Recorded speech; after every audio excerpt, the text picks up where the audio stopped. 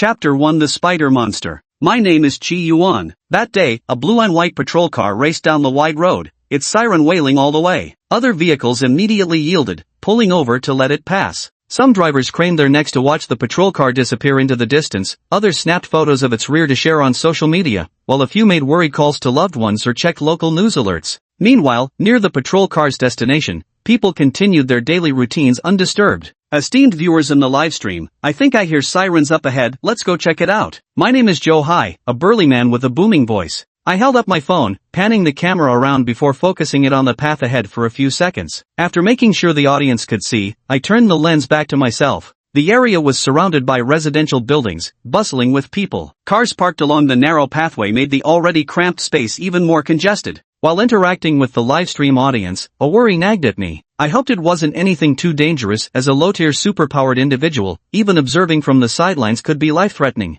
But the livestream audience thought differently. They came to watch Supernatural's battle monsters, the more chaos, the better. The barrage of comments scrolled wildly across the screen. Holy crap, if it's not a fusion realm breach and the patrol cars are mobilized, it's gotta be at least C rank. Not necessarily. Patrol cars respond to anything showing up in the city limits. That's a slim chance. For a low-tier monster to slip into the city undetected by patrols? C rank at minimum. Surely you've all heard about those monster-raising scandals in the neighboring city? Just finished reading the news, yikes. What were those people thinking? We'll find out when the streamer arrives. Place your bets, I'm putting mine on C-Class. I carefully wove through the crowd of elderly folks waiting for supermarket discounts before quickening my pace. Watching the livestream chat debate monster classifications, I chimed in to liven things up while casually updating to a more eye-catching stream title. After we get through the crowd, I'll use my ability and can reach the scene quickly. Now, you can all guess what level it is? If many guess correctly, I'll launch a 188 yuan lottery event later. My ability is speed. Though it can't compare to those with powerful attack abilities, as a streamer, this ability fits my profession perfectly, whether charging forward with a camera to film the action or making a quick escape. With my support, the live chat goes even wilder. I bet on E rank. If I win, I'll finish my homework. You just don't want to do your homework, do you? S rank suppression, win this and you'll meet King Yama, Doge. This S rank comment cracked me up. Most of my viewers are locals. If a real S rank showed up, it'd be sending them all to the afterlife. The screen flooded with comments as viewer numbers skyrocketed with the trending title, quickly pushing the livestream to peak popularity. Seeing the hype reach its peak, I didn't dawdle activating my paranormal ability. I dashed toward the patrol vehicle. Before long, I arrived at the destination and, as usual, started filming the surroundings with my phone. This place was similar to where I'd set out from. It was rush hour, and weary office workers shuffled into the residential area one after another, rubbing their sore shoulders with deadfish eyes, drifting along like wandering spirits. Some still carried bags of meat and vegetables, apparently returning from the bustling food market next door. A day's work had numbed their nerves, and when they saw the patrol car parked in the complex, it took them a moment to register what was happening. Only after instinctively stopping did they realize something was wrong, hastily making calls home. I recorded all this while holding up my phone, then handed my special ability license to the security officer blocking the intersection and successfully entered the complex. The barrage of viewer comments grew even more frenetic than I was, flooding the screen as I hurried along. Residential area. Don't tell me our city has people keeping monsters too? Open your mouth and they'll come? Isn't it common knowledge that monsters eat people? Residential areas are basically monster rice jars. Why are you comparing yourself to food? Damn it. I'm literally gonna die laughing. Entering the residential area, I summoned all my vigilance. Though there's only one rank between my D level and C level, the gap between low tier and mid tier is an entirely different concept. Ability users and monsters are classified from S to E, with every 2 ranks constituting a tier, D being low tier, and so on upwards through mid to high tiers. An untrained E-level non-combat ability user is no different from an ordinary person. Against an E-level monster of the same rank, ability users would be easily overpowered by brute strength alone. And what if it's not just C-level? There's no telling if we might be facing an even higher tier monster. Considering your host is risking his life for this live broadcast, brothers, show some love with free gifts. Stay tuned as Brother Lang investigates just what level this monster really is. My online alias is C, but my netizens refuse to acknowledge me calling myself Brother C, insisting on calling me Brother Wave instead. Over time, I accepted it. After all, it's all about making money. I slowly walked deeper into the residential area as the camera zoomed in, causing the barrage of lively viewer comments to finally pause for a moment. The cramped, dimly lit apartment buildings felt oppressive, and my footsteps echoed crisply against the concrete ground. Oh no, I'm kinda nervous. You're nervous already? I don't get it. Haven't you seen A rank monsters before? Have you ever encountered an S-class monster through the screen? Ha, see through but don't speak it. Where the phone hadn't yet captured, I noticed a group of people wearing matching uniforms, the city's umbrella, the patrol squad. I quickened my pace toward them, muttering an inside joke. Hey, the patrol squad's ahead, the monsters are definitely nearby. Well, the streamer is mainly doing this to meet everyone's needs, not for the officer's sense of security. Definitely not. Got it. Scaredy cat. Who's scared? I'm just following my heart. Who wants to watch old guys anyway? Pretty young lady cuddle time. Note, young lady retained as cultural term while adding contextual translation. I saw the barrage comments and scanned the crowd, then pointed my camera at a member of the security team. Among them was a young woman with a ponytail, her eyes clear and resolute, commanding the scene with heroic vigor. She was speaking into a walkie-talkie, but stood too far for me to hear. Her face was delicately pretty, but her towering presence, measuring 1.8 meters, was anything but decorative. Noticing the filming, she shot over a sharp glance, confirming I posed no threat before resuming her directives. Gah, sister, I'm yours. Sis can have me wait. No, broken too. Holy crap, I just entered the livestream and immediately tripped over my own pants. Stop checking out the beauties, streamer. Look up, quick. Seeing this bullet screen comment, I hastily looked up while still adjusting the camera lens. A gargantuan spider crouched in the shadows, its 6 single eyes silently watching us from above. Unlike ordinary spiders, its 2 largest eyes were closed, they looked eerily human-like. Its 8 legs were startlingly different too, each one resembled a human hand in shape and structure. Chapter 2 Guilt Iridescent Eyes. Caught off guard, the audience's focus abruptly shifted from admiring the beauty to confronting a monster, and the barrage of comments instantly exploded. About to lick the screen, damn it. Listen to me, thank you. Explosive live stream effect, meaning the audience exploded with excitement, confirmed. Not quite a humanoid monster yet displaying human characteristics, at least a Class C creature. After being discovered, the creature began sprinting on 8 legs, leaping between skyscrapers over a dozen stories tall. The ponytailed officer in charge cursed inwardly while urgently dispatching personnel to pursue.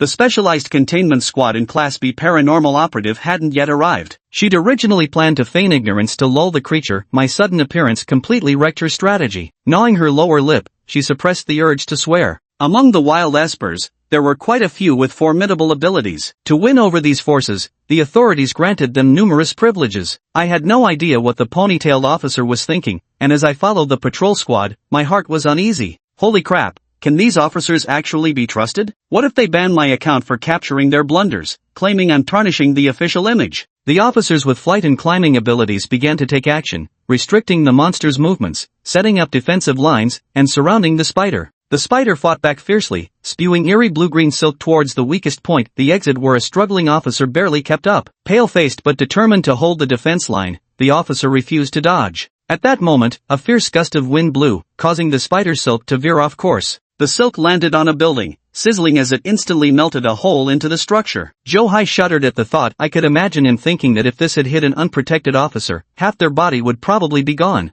Surrender now. If you haven't killed any humans, we can still release you back into the wild, the ponytailed officer said, retracting her hand after using her ability. Wrapping herself in a wind-based shield, she flew up to confront the spider monster. I knew she was well aware that monsters lurking in cities had only one purpose, to prey on humans. But to buy time, she had to resort to empty platitudes. You humans are still so hypocritical, talking all high and mighty while secretly wishing to eliminate us. The spider monster spoke in human language, its 8 legs rapidly skittering as it charged toward the pale-faced officer. Just as it neared the officer, it spread its pincers, intending to inject venom into its target. The ponytailed officer raised her right hand and pushed outward into empty air. A fierce gust erupted, halting the monster's advance. Its inhuman mouth curled into an incomprehensible smirk as it spat white silk, allowing the wind to carry the strands into the distance. Oh no! The ponytailed officer immediately withdrew her hand, but the silk had already clung to a distant building. The spider reeled in its thread, arcing through the air in a swift motion, escaping the encirclement. Formation 2, the duty officers adjusted their positions under command,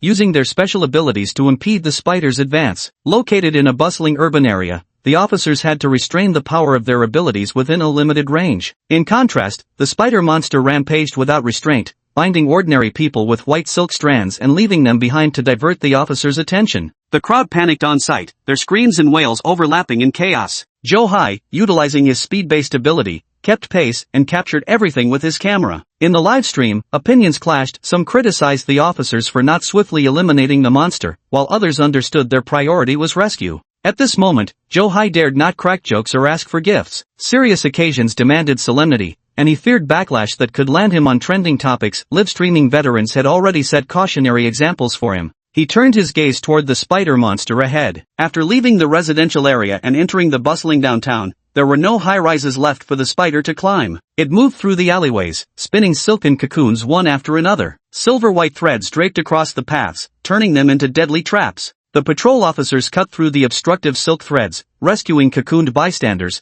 but gradually fell far behind the spider monster. Damn it, the ponytailed officer cursed impatiently, barely suppressing her instincts. Stay here and help the survivors. The rest, with me. This monster was cunning. It left survivors alive to make them hesitate. If it escaped, whether they could recapture it became uncertain. At the very least, she needed to keep pace with the creature until a B-rank Esper arrived. Captain Xue, look over there, a teammate called out urgently. The uniformed officer with a single ponytail followed the pointing finger. A rapidly crawling spider burst into the noisy marketplace, injuring several pedestrians in its path. Right in its trajectory stood a vendor's stall blocking the way. I was picking through vegetables at the stall when the surrounding commotion made me lift my head in confusion. The stall owner sat trembling on his small stool, face contorted, unable to stop his chin from quivering. Following his shaky finger, I turned around. The direct sunlight hit my eyes with painful intensity. Squinting and blinking to adjust, it took a moment before my vision cleared enough to comprehend the scene unfolding. Spotting the spider-like monstrosity dozens of meters away sent chills down my spine, cold sweat breaking across my back. Stiff-necked, I scanned the surroundings. The crowd had long scattered, leaving only Joe filming with his phone, plus a squad of uniformed officers encircling the creature, cutting off its retreat. My heart sank. Wasn't this spider monster bound to break through the encirclement by coming straight at me? I wanted to cry but had no tears left. I'd just come out to buy groceries, for heaven's sake. Just 10 minutes earlier, I'd been heading home after shopping for my mother as usual. Ever since awakening my telepathic ability, I'd voluntarily taken on this task without telling anyone about my power. This ability was practically useless. Ordinary people feared I could sense their true thoughts, yet I couldn't read the minds of monsters or other superpowered individuals. Revealing it would bring no benefits and might even affect future employment. Activating my telepathy, I knew the market prices like the back of my hand. The old woman before me liked soaking her greens in water, so I played dumb and said I'd buy something else, then made my familiar way to another stall. My mother was worried that junk food might harm my younger brother's health, so she planned to prepare some tasty dishes to coax him before confiscating his snacks. Having used my power to haggle for the best seafood deal, I finally turned off my ability with satisfaction. Carrying fresh sea prawns, I turned to buy some greens when this incident happened. Just as I was at a loss, a mental voice reached me. It turned out I had unconsciously activated my psychic ability and heard the spider monster's thoughts. That golden-eyed human ahead looks really strong. Maybe I should just go for that weakling from earlier instead. After a brief moment of reflection, I realized the origin of the golden eyes. My irises are light-colored, appearing gold under direct sunlight, and I've received similar compliments from different people before. At that moment, I caught another thought from a young officer in the corner. Why hasn't the big shot made a move yet? I glanced sideways and confirmed it was indeed a member of the enforcement team, so I could read the thoughts of fellow psychics too. Then, a flood of thoughts emerged from a group of officers, their mental chatter making my head throb. Fortunately, with my extensive haggling experience at markets, I quickly filtered out irrelevant voices, focusing solely on the spider monster's thoughts before me. The spider monster took 2 steps back as I turned around, clearly wary of my strength and unwilling to advance. I fixed my golden eyes on the spider monster, its 8 legs involuntarily retreating. The creature thought to itself, this aura, these golden pupils, this is no ordinary powerhouse. At first I was stunned, then overwhelmed with joy. As long as it didn't charge at me, everything was negotiable. But the monster started pondering foolishly again. Why won't you speak? Is he planning to act directly now? Damn it, what ability is connected to those golden eyes? I muttered to myself, completely at a loss for what to say. Cold sweat trickled down my back as I stood there, nerves on edge. Truth be told, I had no intention of fighting. I just wanted to talk my way out of this. Normally brimming with snappy comebacks, my mind had inexplicably gone blank right when I needed it most. I frantically scrambled to recall any strong figures from my daily life that I could mimic. You're the worst batch of monsters I've ever dealt with, I blurted out, instantly regretting it. At the last second, I barely managed to swallow the word students and replace it with monsters. My heart sank. I'd barely spoken a sentence and already I'd messed up. Unexpectedly, the spider monster was more panicked than me. Its human-like eyes, which had been closed all this time, slowly opened. When shut, these eyes resembled human ones, but upon opening, each eye revealed multiple pupils, extremely eerie. It kept thinking, the worst batch yet. He's killed many monsters stronger than himself. Meanwhile, I gasped inwardly, damn, is this for real? Inspired, I racked my brain to recall my homeroom teacher's words. Adjusting my angle to bathe in sunlight, I ensured the golden pupil effect wouldn't fade. Don't think I can't see your little tricks down there. The spider monster shuddered and immediately squeezed its uncanny eyes shut, thinking, this is definitely a warning, a threat to kill me if I try anything sneaky again. That's terrifying. Just moments ago, I actually thought I could briefly push past my limits and catch him off guard. How could I have such a naive idea? Heh, you seem to think you hold an absolute advantage, but I'm not some soft persimmon you can pinch at will. The spider monster sneered. Take a look around, notice the traps I've laid? There's no escape for you now. As soon as these words left its mouth, Captain Chouette and the duty officers immediately swept their eyes across the area, alert. Spiders are adept at weaving webs to catch prey, and even as a monster, this instinct remained. Yet after scanning the surroundings, they found no traps at all, fueling the officers' unease to its peak. After all, the greatest fear stems from the unknown. The spider monster sensed the patrol officer's fear. Initially planning to boast and buy time to devise an escape plan, it even considered trying to fool me. To its surprise, I saw right through it at a glance. It screamed internally, utterly terrifying, utterly terrifying. Reading its thoughts, I nearly facepalmed in exasperation. I mentally scolded it. Why didn't you at least organize your thoughts properly? With you thinking like this, how could I possibly let you escape? My frustration felt exactly like a homeroom teacher reprimanding a failing student. Can't even flee properly, nothing but crooked schemes. Are you running away for my benefit? The moment my words left my mouth, the spider monster faltered, puzzling internally. What does he mean? Is he actually encouraging me to escape? No. This can't be understood so superficially. There must be some deeper meaning. It racked its brains and finally came up with an explanation. Is he implying that my escape method was too clumsy, and that I need to please him more to be released? What a despicable human. Initially, it thought I was being excessive, but its mind couldn't help but wonder. What would qualify as a high-class escape method? Upon hearing me say this, the officers immediately realized the spider monster was trying to escape. Like the spider monster, they thought my sense of humor was far too twisted. However, they only dared to mutter under their breaths, no one had the nerve to interfere with my business. After all, who would dare meddle with a big shot's amusement? That would be suicidal. The on-site officers and Johai restrained themselves from speaking, but the live stream audience showed no such restraint. Spider, nobody told me I shouldn't piss him off. So damn satisfying, first time seeing someone play a monster for a fool. Am I the only student getting chills? These lines are identical to what teachers say word for word. Now this is what you call true education without discrimination. Leans back in chair dramatically. The spider monster had no idea its hard-earned reputation was already ruined, still anxiously contemplating escape strategies. I watched it nervously too, terrified it might suddenly lose it and charge at me. It pondered, take a hostage? No way, if I anger those golden-eyed humans I'll die horribly. Just thinking about the word death made it tremble like a startled bird. It schemed further.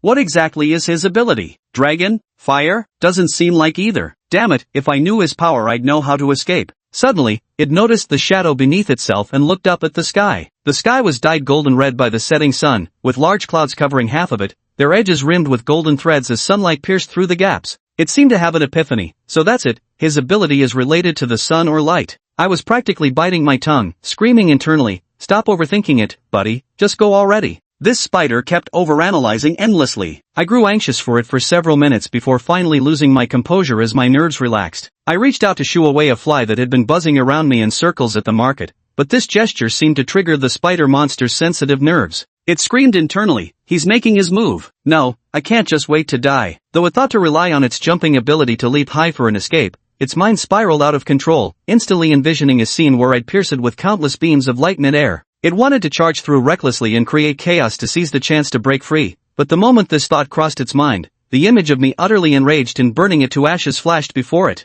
My hand, swatting at the flies, trembled slightly, neither lowered nor raised. The people on the scene and the livestream audience all thought I was about to strike. They held their breath and stared at me intently. Give the bro a big one to hype things up. Handsome guys in this city, sisters, charge ahead. Stop overthinking it. If you can muster the courage to confess when you see him in person, I'll salute you as a true warrior. P.S. I'm his classmate. It's been nearly 3 years since any of us classmates have seen him use his supernatural abilities. Damn, do all elites stay this low-key? While youngsters like him effortlessly obliterate monsters, here I am trembling in fear while preparing for the Combat Track college entrance exams. Daily reminders of life's unfairness. Spectating the elite. I maintained my motions when suddenly, a tremendous surge of energy flooded my body, endlessly filling me with its power. This force was like the blazing summer sun, fiercely scorching everything in its path. Countless ways to wield this energy flashed through my mind, shifting rays of light, walls of radiance, orbs of brilliance. So absorbed was I in sensing this power that I momentarily forgot I was still in grave danger. The spider monster had imagined every possible fatal outcome, its terror accumulating to the breaking point until reason completely collapsed. Fight or die, it thought, but fighting might offer a sliver of hope. Believing itself thoroughly humiliated, its eyes gleamed with savage fury. Just then, it saw its chance. This arrogant goldenite human had foolishly underestimated it, handing it a golden opportunity. In just half a second, it spat out silk threads to hastily construct a crude web,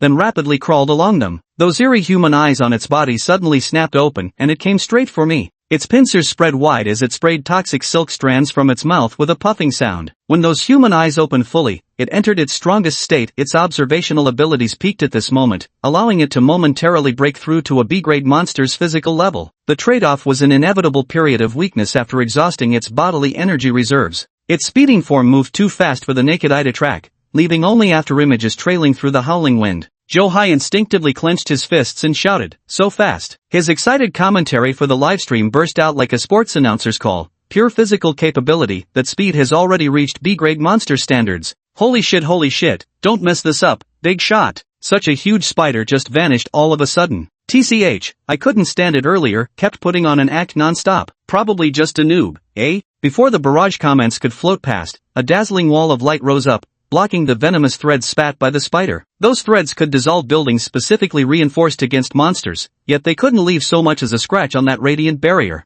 The spider racing across the cobweb immediately turned around to flee. What kind of slim chance is left with a hammer? Ramming it at full speed is no different from suicide. Maybe the spider monster remembered the human fable waiting for rabbits by a tree stump and decided I was too sinister, turning tail to escape. Yet the patrolling officers didn't even attempt to block its path. They had only one thought: absolutely must not become incompetent teammates dragging me down. As if responding to their efforts, that dazzling radiance of the light barrier shifted, transforming into glowing orbs. My bony fingers lightly flicked away the dust, sending countless luminous spheres streaking forth like tracer lines, piercing straight through the rapidly fleeing spider monster. The monster hadn't even time to react, let alone let out a scream, before it turned to ashes and dissipated. Strong. Incredibly strong. Every viewer in the livestream was shouting in their hearts. It wasn't their fault for lacking perspective under monster influence. Many remote areas had no signal coverage, so the fights viewers could witness in livestreams were typically low intensity. Besides, those who achieved B-class superhuman strength were usually striving for higher tiers.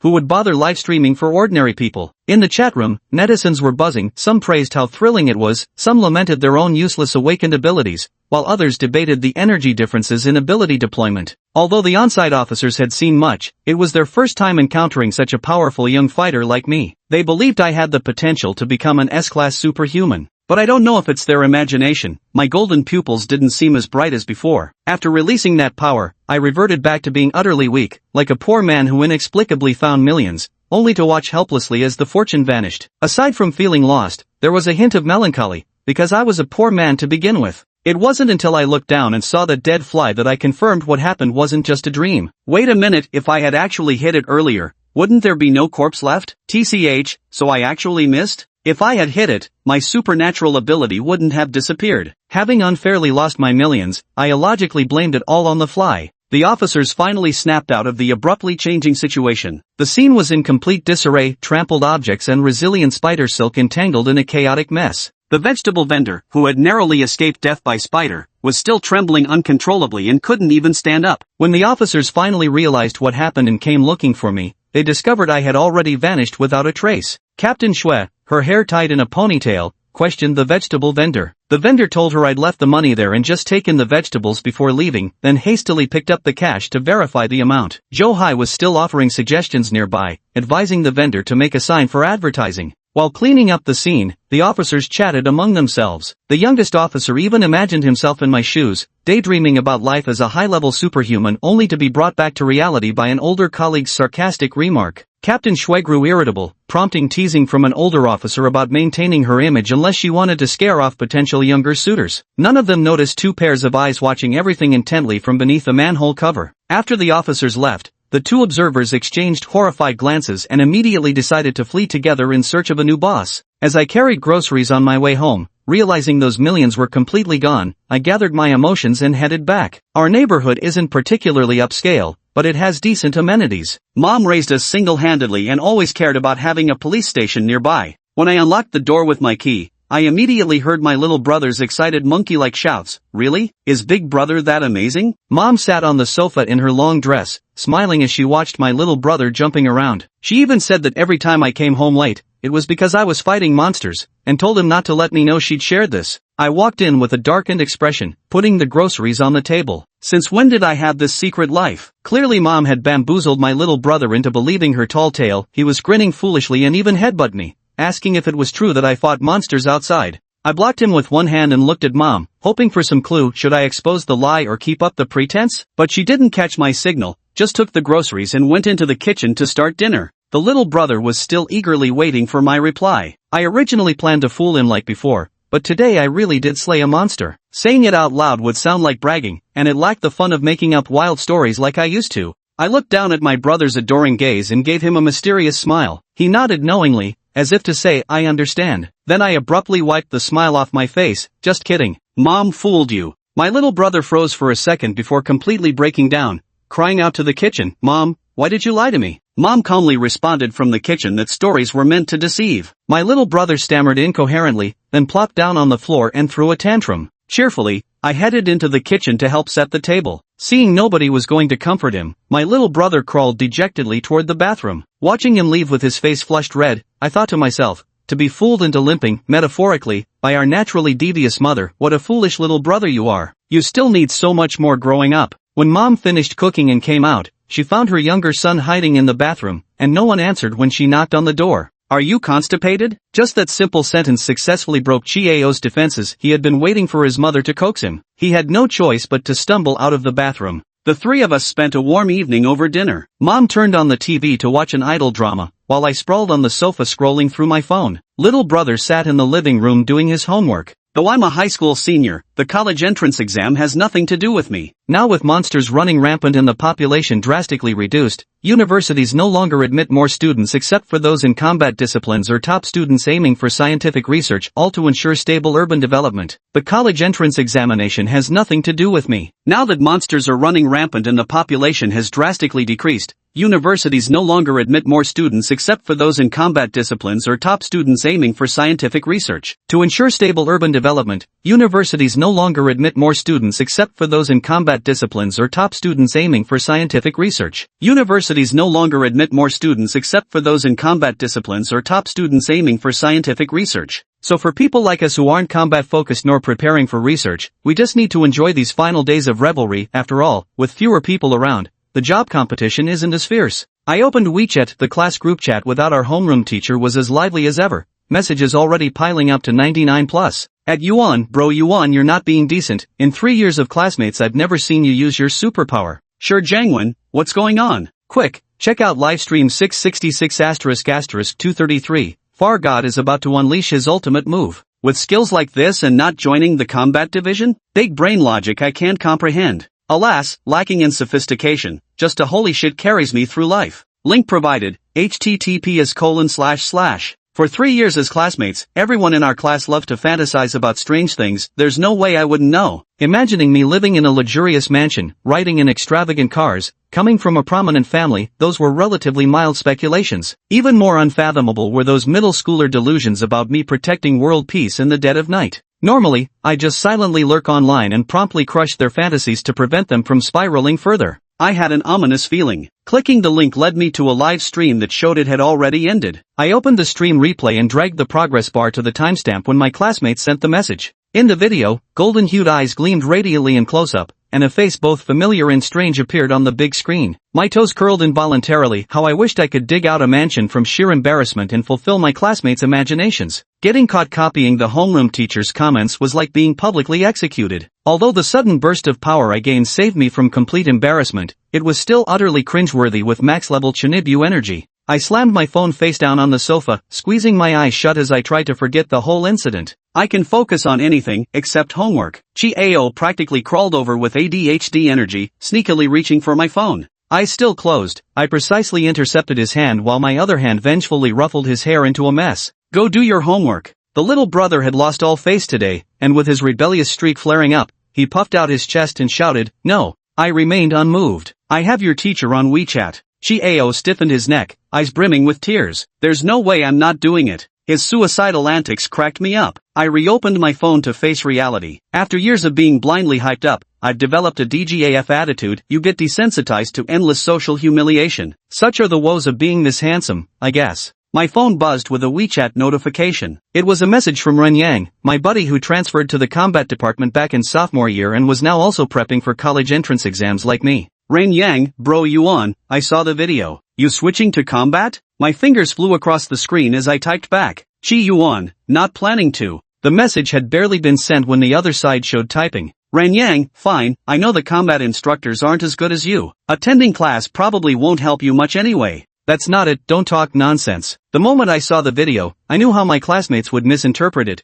but with the facts laid bare, there was no way for me to explain. Just as I was about to reply, Ren Yang sent 2 more messages. Ren Yang, so brother Yuan, are you going straight for the Gaokao? Ren Yang, want some application materials? I can send them to you. I replied. Chi Yuan, no need. Helping my brother with his homework now. Let's talk later. I quickly wrapped up the conversation before it could escalate to the point of getting me directly admitted to university. Sighing, I patted the little guy's head. Though he wasn't the sharpest tool in the shed, at least his thought process made sense. Chi Ao had been threatened by me before, so he seethed silently but didn't dare speak up. He slapped my hand away with a disgruntled snort like an aggrieved pig. I flicked the back of his head in retaliation and went to my room to wash up. After showering, I returned to my room and lay on the bed. Alone in this enclosed space, I revisited the brief taste of overwhelming power I'd once possessed, the memory stirring deep longing within me. Whether tragedy or tomorrow arrives first, no one can ever know. That surge of power had mirrored exactly what I'd imagined in the monster's mind back then. Did this mean telepathy could physically manifest? I should test this theory when I get the chance. Turning these thoughts over, I rolled onto my side and drifted into sleep. Early the next morning, I walked into the classroom with my backpack. Ignoring the probing gazes from my classmates like searchlights, I put my bag down and took my seat. Those who had been bold enough to speak up in the group chat now didn't dare approach me in person, instead whispering among themselves while occasionally stealing glances at me out of the corners of their eyes. My appearance has quite a deceptive quality, all the boxes checked for looks and physique, coupled with an aloof demeanor. Even if I did absolutely nothing, people would automatically label me as hard to approach. I'm actually quite pleased with this. At heart, I'm just a homebody who prefers avoiding socializing. Moderate social interaction is beneficial, but excessive interaction is draining. The chair beside me scraped as it was pulled out, and Sir Jangwon's lanky limbs folded into the seat next to me. Tall and thin as a bamboo pole, my deskmate didn't even carry a bag, just plopped his book onto the desk. Warning, Yuan. I was spamming you like crazy yesterday, why didn't you reply? I was just about to answer when I spotted our homeroom teacher peeking through the back door, beckoning at me. Sir Jangwon immediately clammed up and watched me leave. I followed the teacher to an empty classroom. At his signal, I took a seat. He spoke with deliberate gravity. I know you're quite decisive, and I've always trusted your judgment. But, the moment that but came out, I knew the main event was starting. Too bad my heart stayed calm as still water, not a single ripple. I'd already guessed what he was going to say. Could you share your future plans with me? I wanted to say find a job, but I couldn't say that. I was prepared. I pretended to think for a while, furrowed my brows in apparent difficulty, and then said with great seriousness, Teacher, that's classified information I shouldn't disclose. The homeroom teacher seemed to understand, nodding repeatedly and waving her hand dismissively. I get it. No need to say more if it's inconvenient. Like a gossip-hungry marmot, he kept muttering under his breath. So that's how it is, the water runs so much deeper than I thought, now it all makes sense. The homeroom teacher, convinced he had the inside scoop, stood up and patted my shoulder. Come on, let's head back to class. The school day passed uneventfully, and I thought the matter was temporarily settled. But as I was leaving campus, I encountered a woman with a single ponytail. Could I have a moment of your time? I'm Shue Shijun, captain of the 6th Patrol Squad in Xipan City. Here's my identification. The ID she held up confirmed her identity. I was driven by Shue Shijun to the conference room of the Supernatural Enforcement Bureau. Sorry, it wasn't convenient to talk outside, so I had to bring you here. Shue Shijun took the tea handed by the logistics lady, placing one cup in front of me. After delivering the tea, the thoughtful logistics lady quietly closed the door for us. It's okay, what do you want to ask? This young man before me, though youthful, possesses strength beyond my reach. I must not underestimate him. Regarding some details from yesterday, after all, I have to write that damned report. You don't mind if I jot them down with pen and paper, do you? Shue Shijun tucked her stray hair behind her ear and complained about the difficulty of report writing in a casual tone, as if we were good friends. Speaking of which, you haven't started working yet, so you probably don't understand the pain of reports. I spread my hands in acquiescence. True enough, but if I compare it to writing self-criticism essays, I can imagine it. I don't think you'd actually get hauled off to write a self-criticism. Shue Shijun placed paper and pen in front of herself, teased me with that remark, then steered the conversation to serious matters. First is regarding the monster's strength. Since you're so powerful yourself, it's rather difficult to assess its threat level properly. She tossed out this simplest and least sensitive question while carefully observing my reaction. Chapter 7, Showing my cards, How Can I Lose? If my information hadn't been completely missing from the superhuman registry, Shue Shijun wouldn't have needed to make this special trip. She couldn't tell if I was deliberately hiding my records, and worried that asking about my abilities might provoke me. After all, I completely overpowered that spider monster with absolute strength. By any measure, I couldn't be lower than B grade, or at least approaching that level. In Long Nation, aside from the permanent S-grade superhumans stationed in the capital G city, each province has at least one A-grade powerhouse guarding it, while every city has at least one B-grade defender. With my level of power, even in non-provincial capital cities like Chipan City, I'd be considered top-tier combat strength. Shue Shijun rejected her superior's suggestions to let subordinates handle it or surround the conference room and subdue him at the first sign of trouble. While she didn't believe her life was in danger, she inwardly agreed with her superior's assessment that communicating with me wouldn't be easy. Yet reality proved quite the opposite. This young powerhouse turned out to be unexpectedly cooperative. The moment she posed her question, I responded, I don't know either. Having never compared myself to other monsters, I could only estimate that creatures' strength between C rank and B rank based on external characteristics. I genuinely couldn't provide more information. Hearing my answer, Shue Shijun showed no surprise, nodding understandingly as she swiftly jotted down some notes with dramatic flourishes. She deliberately chose a corner seat to maintain just the right distance, close enough to avoid seeming interrogative, yet not so intimate as to cause discomfort. As we communicated like this, she only needed to tilt her head slightly to see me, and a mere glance downward allowed me to read the sentence she had noted. The monsters are too weak, can't distinguish them. I'm utterly speechless. This handsome guy has no choice but to pretend he didn't see it, erase this incident from his mind, and carefully listen to her subsequent questions, answering them one by one. Shue Shijun was also observing my reaction, and only when she saw I had no objections to what she recorded did she feel at ease to continue. As our conversation neared its end, she moved on to the most crucial part. Forgive my presumption, but is your ability the manipulation of light? As soon as she said those words, an idea flashed through my mind. I turned my light brown eyes toward her and activated my telepathy. I heard her thoughts. His expression changed. Does this mean it won't work after all? I then asked her, is it because of what happened yesterday that you think this way? I emphasized the word yesterday, hoping to jog her memory and confirm my suspicions. I heard her inner monologue again, neither denying nor admitting, deliberately avoiding the question about supernatural abilities, and flipping it back to take control. I hate riddlers. What a waste of that face. I still prefer sweet airheads. With a bright smile playing on her lips, she said, yes, the light wall and the rays. With my limited imagination, that's all I can guess. Humph, old trickster. She clearly didn't even spare a thought. Is this the infamous hypocrisy of adults?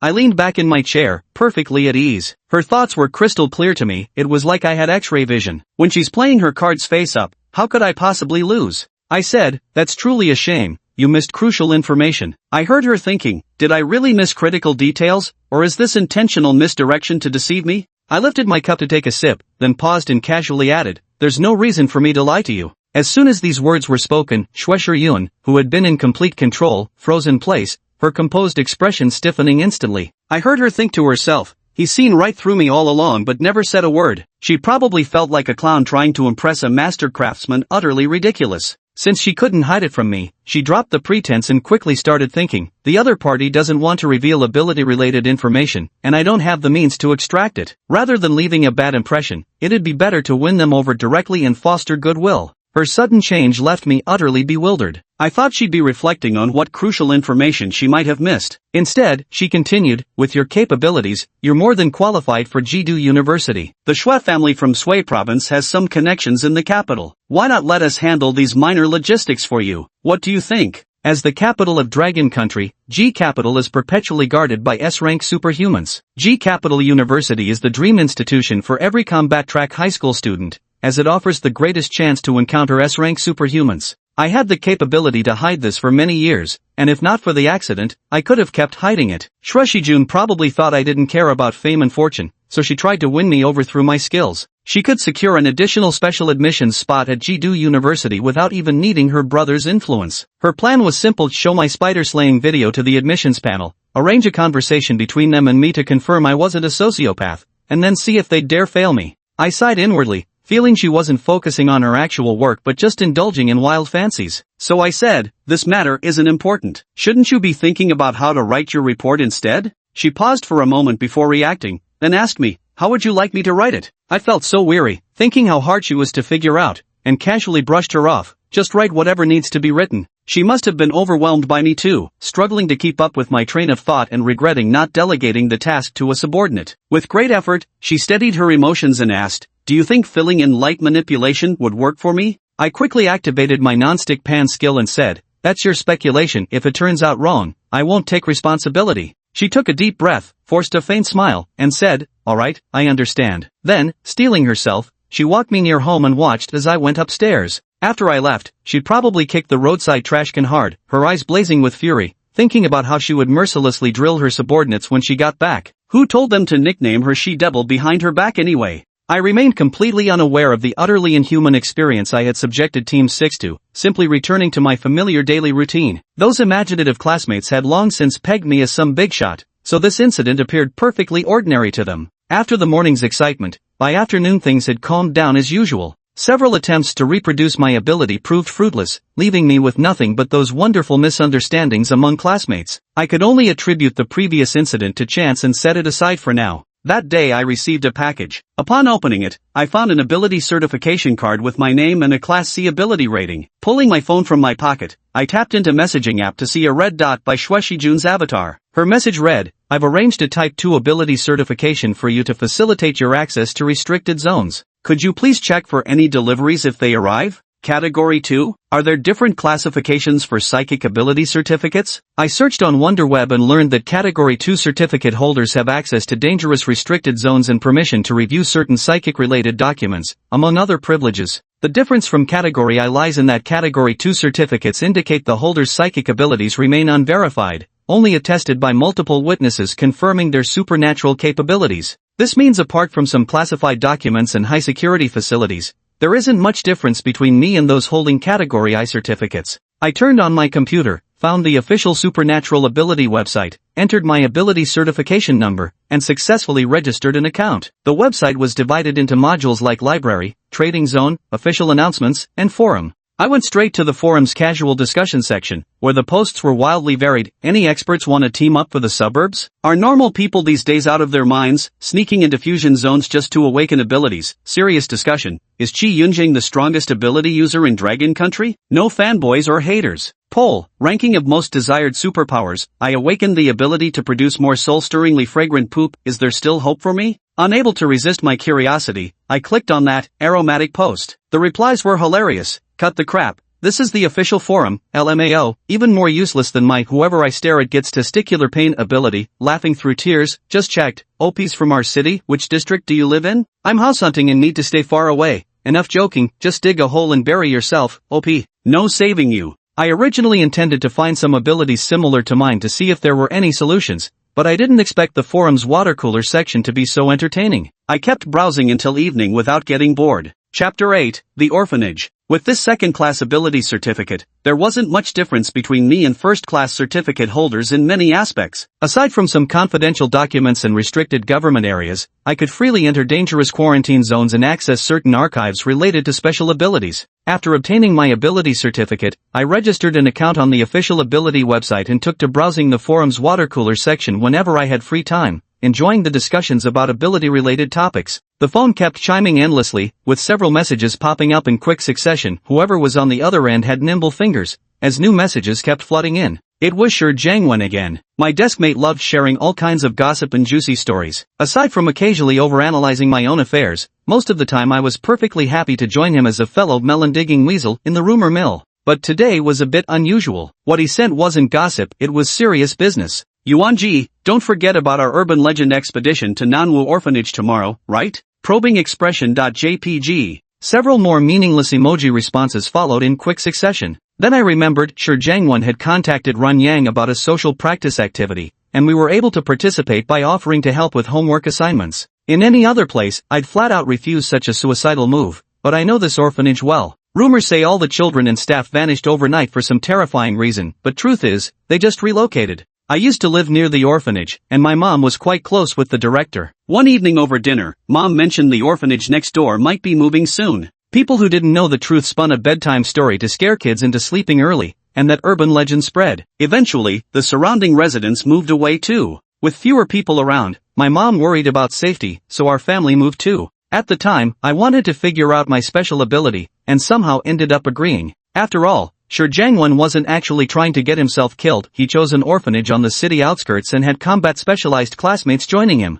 If anything really went wrong, Ran Yang and the others could buy some time until the patrol squad arrived quickly. Apart from Shi Jiangwen considering me as an extra safety net, his plan could be said to be flawless. Haven't forgotten. We're meeting at the orphanage gate at 8 tomorrow morning, right? Right, my little life is in your hands. This was followed by a frog covering its face in shyness emoji. Without hesitation, I replied with a Subway grandpa squinting at phone meme to end the conversation. The next morning dawned clear and bright. I dislike leaving too early yet don't want to be late, so the uncrowded subway became the perfect choice. On non-working days, the metro cars aren't as packed. After boarding, I found a corner to lean against while scrolling through my phone. Shi Jiangwen was spamming the temporary group chat. Shi Jiangwen, have you guys set out yet? Shi Jiangwen, let me know when you arrive. I'll be lurking near the duty pod for now. Muscular maiden, I'll need about 10 more minutes. Ran Yang, you're here this early? Shi Jiangwen, I was too excited to sleep. I quietly finished my lurking and then browsed the forum a bit more. After getting off the subway, I headed straight to the orphanage, where the other four were already chatting by the gate. Sharp-eyed Shi Jiangwen spotted me from afar, shouting with dark circles under his eyes, "Over here, brother Yuan." Ran Yang waved with a smile, "Long time no see. These are my two teammates, Jiang Wenin and Zhao Zhen."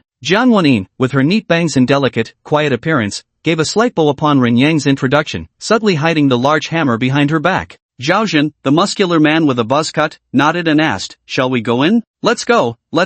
Shi Jiangwen's mind was filled with thoughts of adventure. He believed if they didn't seize this chance to celebrate before graduation, after graduation, he wouldn't be able to afford to hire superhumans to protect him. In his memory, the courtyard gate was covered in rust, moss crept up the corners of the walls, and weeds grew wildly across the yard. The only girl in our group, Zhang Weiniang, was from the combat department, so this courtyard gate was nothing to us. We climbed over it in just a few moves. There was just a little hiccup with Shi Jiangwen getting stuck on the gate and unable to come down, but everyone else made it smoothly into the orphanage. We crunched through the overgrown weeds, with Zhang Weiniang using her sledgehammer to clear the grass ahead, wary of accidentally stepping on a venomous snake. Squeak! The long-neglected gate creaked as it was pushed open, sending a cascade of dust falling. A tiny spider dropped down and scurried away quickly. Jiang Wenin set down the sledgehammer and turned to us, saying, "There shouldn't be any doorway ambush. Let's go in." Before entering, Ran Yang quietly slipped over to me as if he had some earth-shattering secret to share. Shi Jiangwen immediately pricked up his ears. That gossip hound never missed a single detail.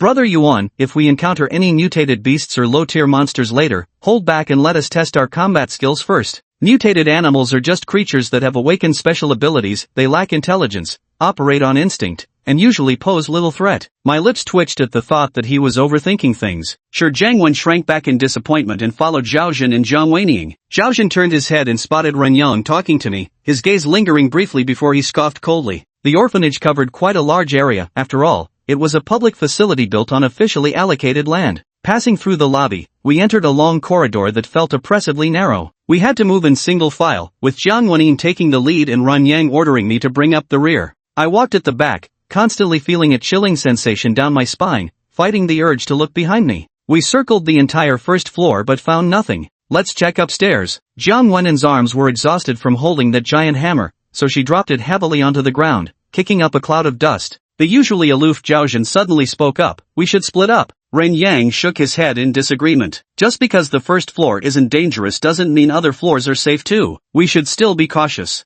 But Zhao Zhen persisted. "Moving together in such a crowded way already took us over an hour just for the first floor. At this rate, we won't finish searching the entire orphan before dark. It's fine if we don't finish today. We can come back tomorrow. Safety comes first." Jiang Wenin joined the discussion. "The college entrance exams are just around the corner. How can we afford to waste so much time?" Zhao Zhen wouldn't budge an inch. "Let's split into two groups but don't stray too far apart. If there's any danger, regroup with teammates immediately. This should work, right?" Zhao Zhen's proposal wasn't unreasonable, and after some thought, Ran Yang agreed. Shi Jiangwen was extremely nervous. His strategy of focusing protection on one key player had fallen apart. He wanted to calm his nerves by teaming up with me, but I avoided meeting his gaze. Yeah, right. What's the difference between the two of us rookies teaming up and just waiting to die? Zhao Jun pushed his advantage further. How about Qi Yuan and I form one team, and you three form another? Run Yang and the other two were stunned. How could anyone be so shameless as to suggest dividing into teams while conveniently placing me in his own group? Yet Zhao Jun still felt quite pleased with himself, believing he was formidable enough to handle a burden like me with ease. He thought Ren Yang and Jiang Wenen's arrangement of one companion each was quite reasonable in terms of combat distribution. As for the rumors about me being a superhuman, he simply dismissed them. He figured if I truly had supernatural abilities, I would have switched to the combat division long ago. Surely the Qi family spread those rumors because they were embarrassed about my lack of powers. He even speculated that the Qi family might be some reclusive clan powerful enough to manipulate superhuman identities. Sure, Jiang Wen and the other two exchanged glances and reluctantly agreed out of camaraderie. I too breathed a sigh of relief and gratefully accepted, never expecting this muscular guy to appear cold on the surface yet turn out to be warm-hearted, having discerned my awkward situation and intentionally helping me out of it.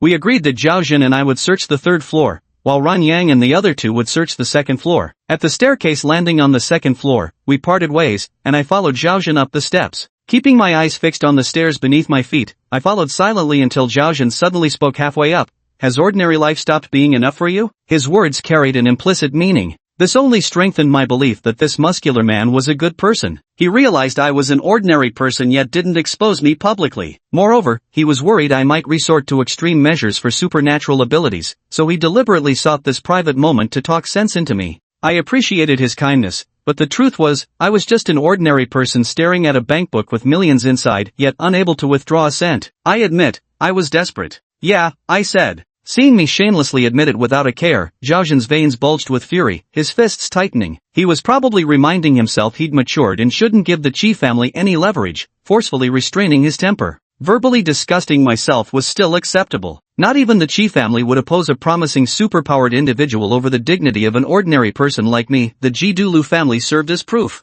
A buddy warned me, you'd better be careful, not everyone can be as tolerant as me. He added that if superpowered individuals realized they'd been fooled by mundanes, their rage wasn't something a pretty boy like me could handle. I nodded with understanding. Of course I knew there weren't many people left like him nowadays who wouldn't let their imagination run wild. Though this guy meant well, he was worrying way too much, probably what you'd call a male mom. I patted his brawny upper arm and said, don't worry, I'll be careful. This guy was named Zhao Jun. When his 3-year probation period ended, he styled his hair all grown up, but it still couldn't compare to those aristocratic elites groomed from childhood. He outright exposed my disguise, yet I remained unfazed and even kept chatting amiably with him, which he found unacceptable. Aren't you afraid I'll go around gossiping? He asked me. I couldn't care less, I replied nonchalantly, leaving aside whether this outstanding young man with well-defined muscles who deliberately sent everyone away would actually do such a thing. Just the scandal I'd caused by exposing him would be enough to utterly ruin his reputation. Hearing this, his body trembled like a tiger, and he slumped his head in dejection. After playing such a trump card, I emerged unscathed. He simply couldn't accept it. But he wasn't ready to concede defeat. In this perilous place, he refused to believe I could remain unshaken while facing a survival challenge. Clenching his fists, he steeled himself for another round.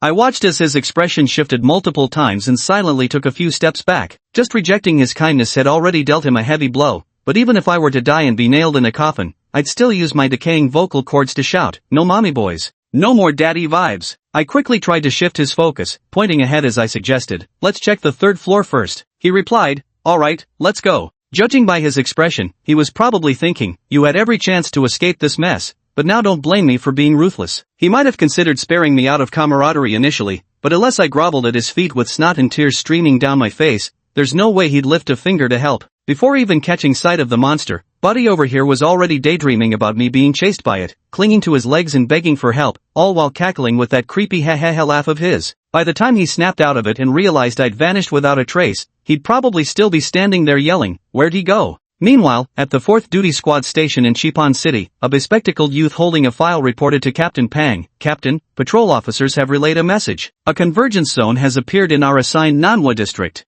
The emergence of a fusion zone signals the birth of new monsters, and one of the key tasks of the duty squad is to monitor these fusion zones and eliminate the monsters inside before the fusion is complete. Team leader Pang swiftly issued orders while donning protective gear and wielding a long blade in preparation for battle. He instructed the young man to notify the members of the 4th squad to gear up and also requested local law enforcement to assist in securing the scene. The young man saluted before hurrying out, and team leader Pang, looking at the folder he had left behind, stroked his stubbled chin in bewilderment. It's not like I'm going to eat him, why so nervous? Just then, a petite but fully armed woman walked in, remarking, rookies always have some unrealistic fantasies about the strong. Captain Pang threatened her to watch her attitude, but she planted a hand on her hip, ready to list all his unreliable behaviors, leaving him speechless. The old squad members were all familiar with his shady past, and this woman was even more formidable. Left with no choice, Captain Pang resorted to a psychological victory tactic, deflecting with, what's the point of a long-range attacker decking themselves out in all this flashy nonsense?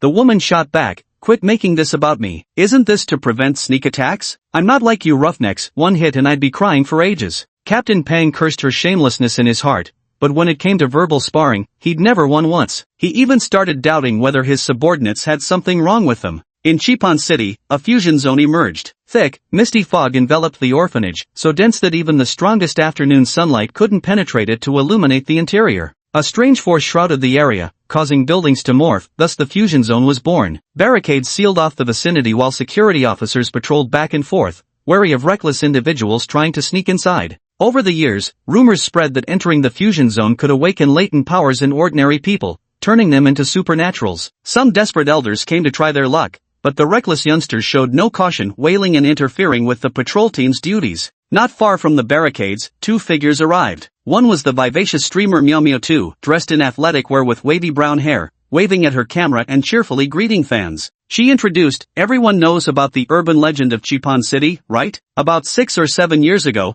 everyone in the orphanage vanished overnight. That's what we'll be live streaming today. She also mentioned that the cameraman became a Class D superhuman last week, and as long as they didn't push their luck, they'd be fine. But right after saying that, she felt something was off. Noticing the complicated look in the cameraman's eyes, she realized she'd just jinxed it. Still, she wasn't about to back down. The superhuman live streaming scene was too competitive, with the orphanage being such a hot topic. She wouldn't get another chance like this. Shouting, enough talk, let's get started, the two of them stepped into the thick fog. When the cameraman emerged from the fog, only he remained in the footage. Netizens speculated it was a space-type monster, while others thought it might be illusion-based. Either way, everyone agreed the situation was a real mess. As for me, I cracked the window open a slit to peek outside, but the thick fog was layered upon layers, making it impossible to see anything. I withdrew beneath the window, looks like there's no going out now. Before the fusion domain concludes, anyone who ventures out will lose their way in the dense fog and return to the starting point. I recalled when I was searching for objects to push open the door, the moment I turned my head, Zhaozhen vanished. If only I'd stuck with him. Now, all I could do was cry inwardly, Zhaozhen, how am I supposed to survive without you? I glanced at my phone to check the time and took a screenshot to document it. The fusion phase is divided into initial fusion and complete fusion. After the fusion domain descends, the integration and reshaping of the area's environment typically persist for about half an hour. This is what the initial fusion refers to. Once it ends, a wave of monsters will emerge. Before complete fusion concludes, neither monsters nor humans can leave this domain.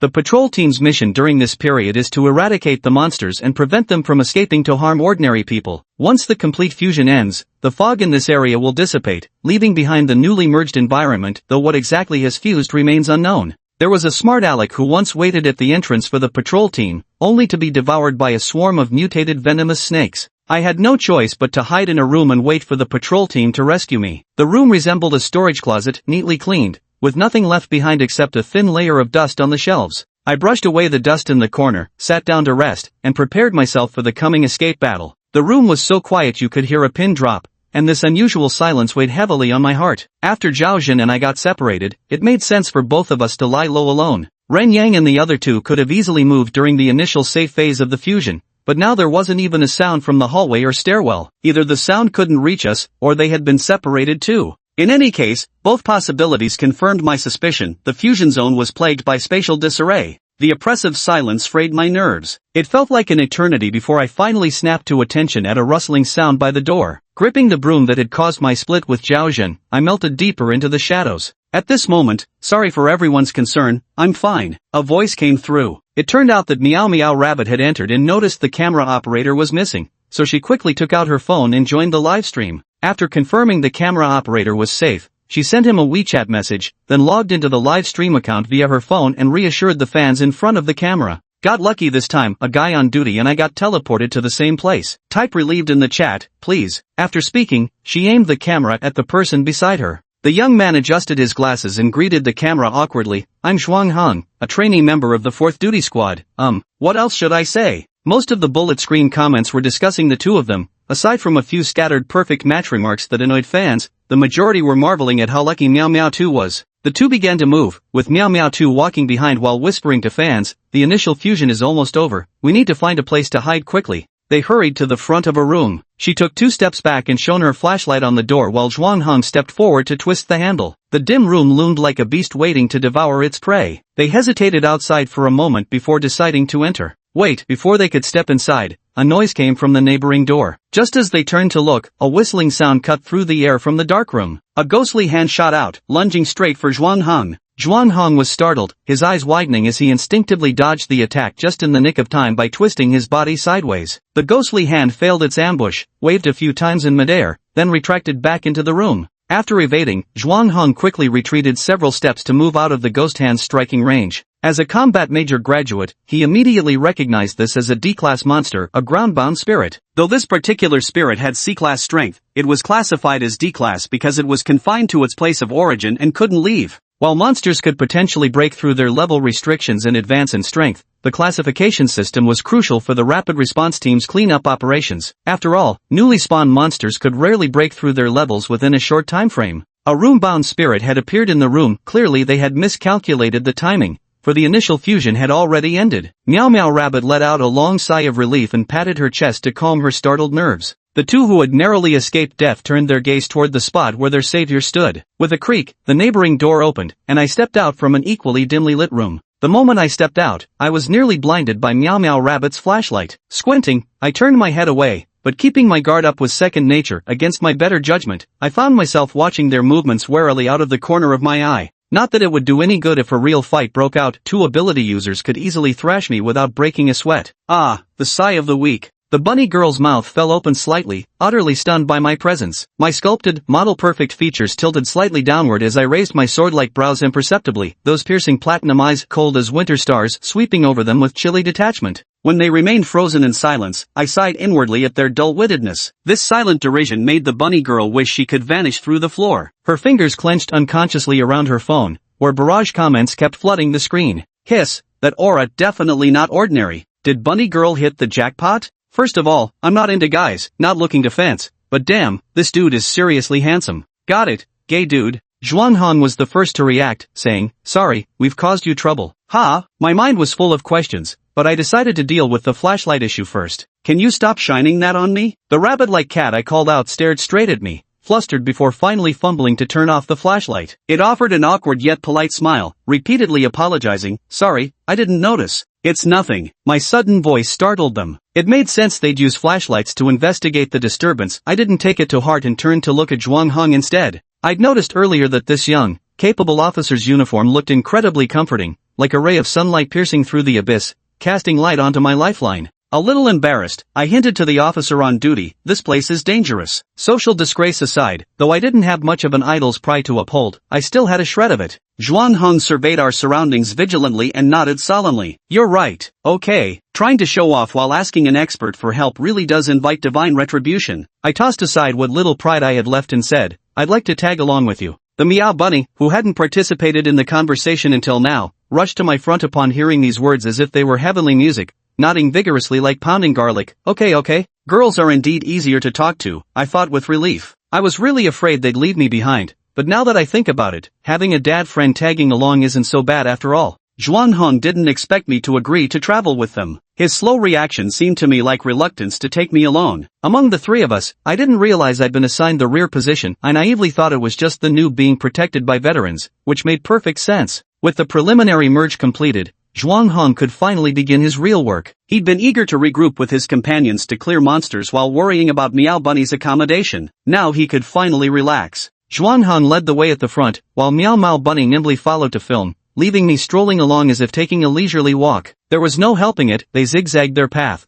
and wherever they stepped was already safe. All I had to do was take effortless strides to keep up. In the eyes of Zhuang Hong and Meow Meow Bunny, I, as a powerhouse, exuded absolute confidence in my own strength, utterly dismissing the monsters as unworthy of concern. The two exchanged a glance and instantly recognized they shared the same perception. Zhuang Heng relied on his supernatural ability to clear out a few more A-rank wandering specter monsters, then panted heavily and said, "Let's find a place to rest for a bit." Since the sole combatant had spoken, neither Meow Mao Bunny nor I could refuse. I noticed that, aside from occasionally skirting the edges and observing the battle, Meow Mao Bunny wasn't much different from me in terms of contribution. Meanwhile, she had also realized that despite being absurdly strong, this big shot, me, was basically slacking off. She even suspected I had only teamed up with them to freeload off their monster-clearing efforts. The only hard-working Zhuang Han would never let any monster go if he could overpower it, even an E-class monster that could be life-threatening to ordinary people. Learning from last time, Zhuang Han and Miyamoto were fully prepared. Only after confirming with their peripheral vision that I wouldn't stop them did they cautiously enter the room.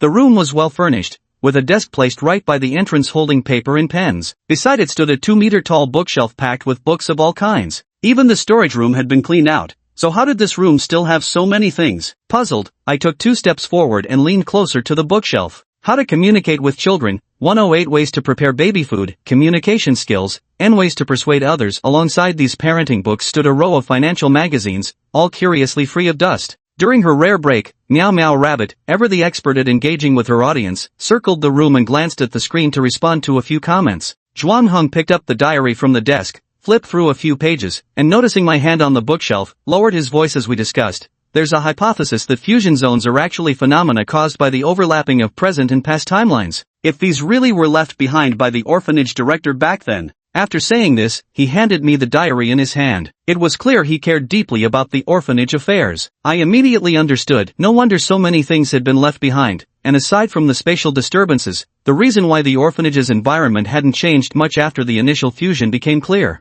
Seems like I should spend less time browsing the casual forum and more time in the library section from now on. I puzzled over why Zhuang Han gave me the headmaster's notes. Baffled, I ran my fingers over the diary's cover before flipping it open to read. Someone offered to buy the orphanage, but I refused. The city provides funding and subsidies. We're not yet at the point of desperation. They changed their minds and agreed to donate, but requested periodic visits. Xiaoli mentioned the visitor brought dolls for the children. I don't like this person. He's avoided us and met the kids privately several times. It's getting harder to secure sponsors. I'm getting older and struggling to keep up. It's time to find someone reliable to take care of the children. Several families seem suitable, but I prefer the Lin family. They've consistently donated supplies, though their conditions aren't as good as the others. I'll compare them a little more. Flipping through the later pages, it became an endless cycle of comparison, indecision, comparison. I guess the director must have ultimately chosen one institution and moved away. Though there were plenty of pages left in hand, the latter half of the notebook was empty. I was just killing time, not paying close attention, and although the later diary entries felt somewhat off, I didn't dwell on it.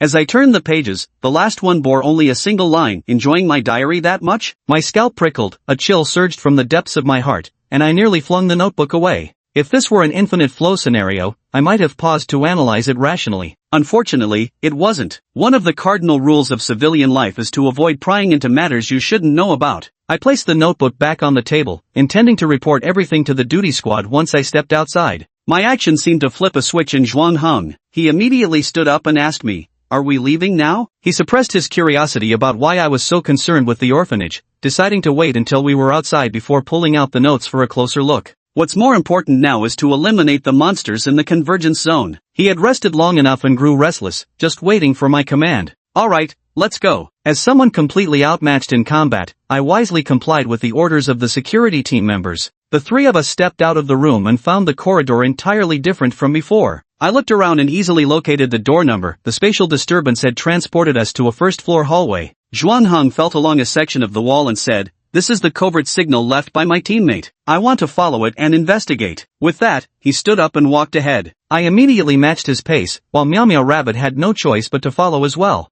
Zhuang Heng picked up speed, gradually widening the distance between him and us. The corridor we traveled through was patchwork. Parts of it looked brand new, while others were old and draped with spider webs, as if assembled from mismatched pieces. Even as we lost sight of Zhuang Heng, we knew which way to go. The walls were embedded with shards of glass and water stains, crisscrossed with knife marks and ricochet trails, and pockmarked with bullet holes. I also noticed traces of blood on the floor. Though only sporadic drops, they appeared at regular intervals, suggesting the wounded had no time to tend to their injuries. We were quite fortunate this time. We didn't encounter any spatial disturbances while giving chase. It made me wonder about the pattern, leading me to surmise that these disturbances likely occur every half hour. Assuming we left the room right at the moment of change, we still have at least 20 minutes or so before the next one. As we dashed out of the hallway, we found ourselves in the orphanage's main hall. The spacious hall doubled as an indoor activity area for the children, allowing a clear view of the entire space at a glance. Two people in patrol team uniforms stood protectively in front of their injured, unconscious teammate, who was slumped against the wall. One wielded a knife, while the other held a gun, both seemingly on guard against an unseen threat.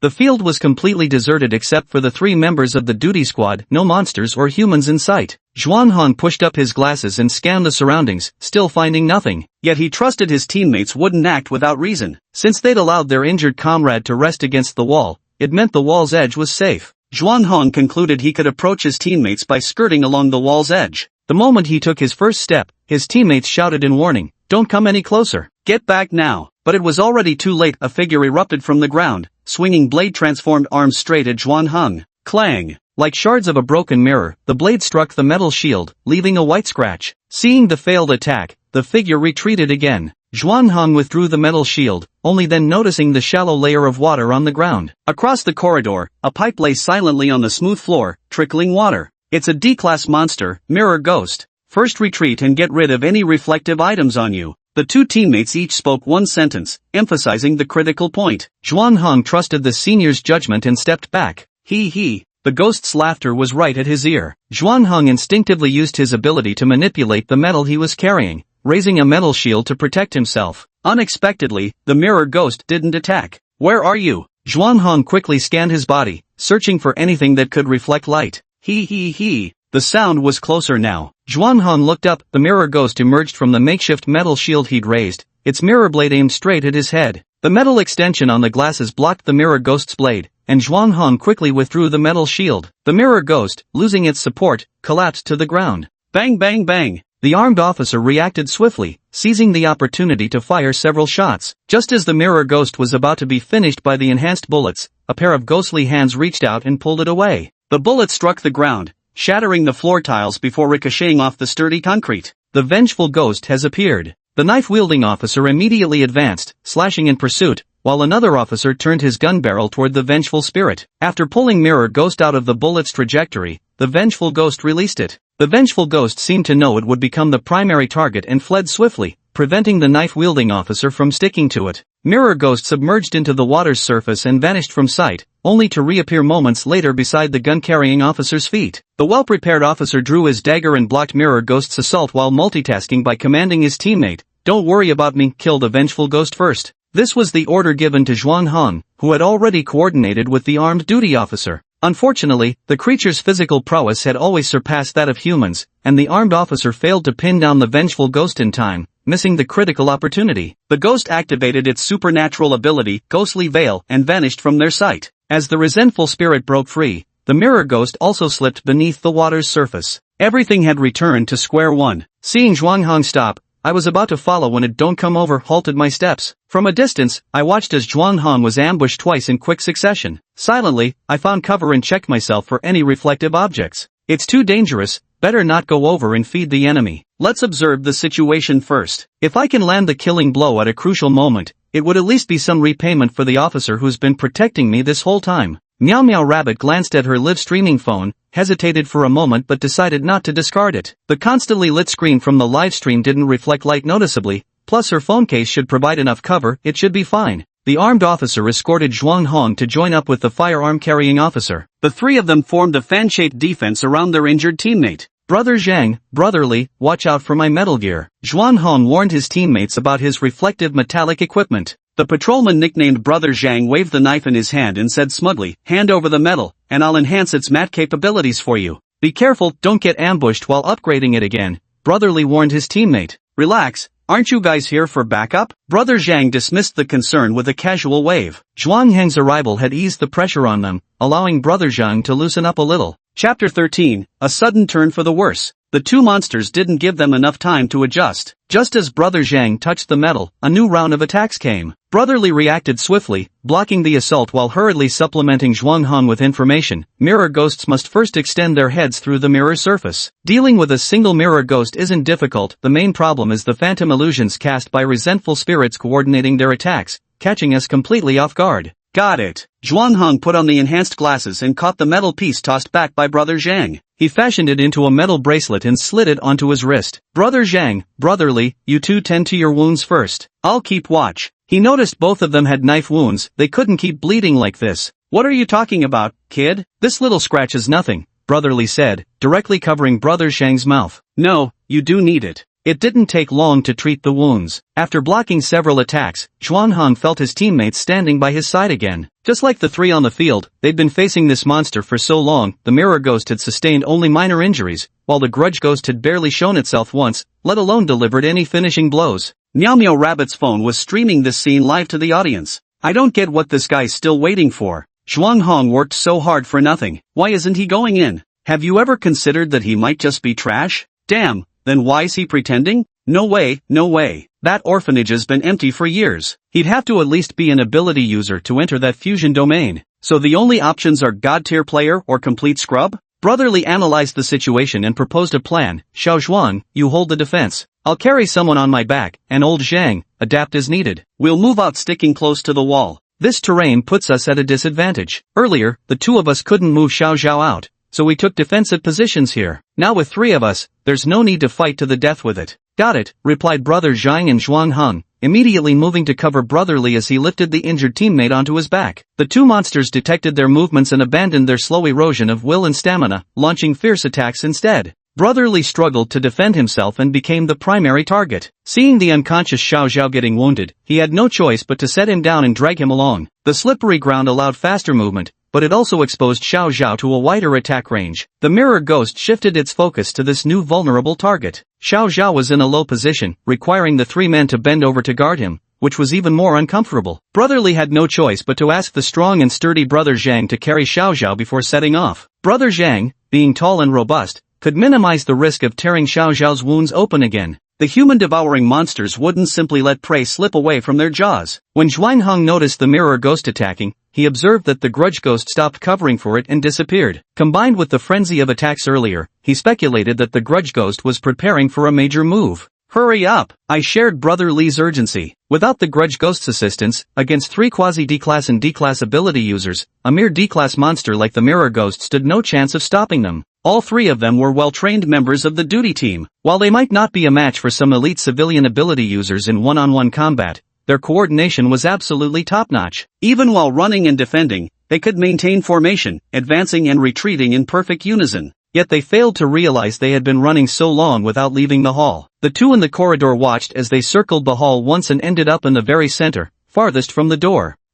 In their haste to escape the hall, their defense grew sloppy. Brother Zhang's arm was slashed, nearly making him drop his teammate. Only after being wounded did he notice they weren't near the door. His two teammates, still unaware, kept spinning in place, colliding repeatedly with the mirror ghosts. It turned out the vengeful ghost had used a ghost wall to distort their sense of direction. Brother Zhang stayed silent about his discovery. Gripping his knife tighter, he discreetly scanned the surroundings for the vengeful ghost. Weak in strength, the ghost refused to show itself. He was certain that with just one strike, he could finish it off if found. Sure enough, remote control wouldn't allow the vengeful ghost to rescue the mirror ghost every time. He spotted the vengeful ghost not far from the mirror ghost, quietly changed his position, crouched down, abruptly dropped his teammate, and lunged forward like a fierce tiger. The vengeful ghost suddenly turned its head, its lips curling into a terrifying grin. Alarm bells went off in Zhang Ji's mind, but his momentum was too great to stop. The vengeful ghost, him, and the mirror ghost formed a straight line, and the mirror ghost, who had been waiting for its prey, spun around and struck Zhang Gu, its sharp blade slicing through his armor and leaving a deep gash in his stomach.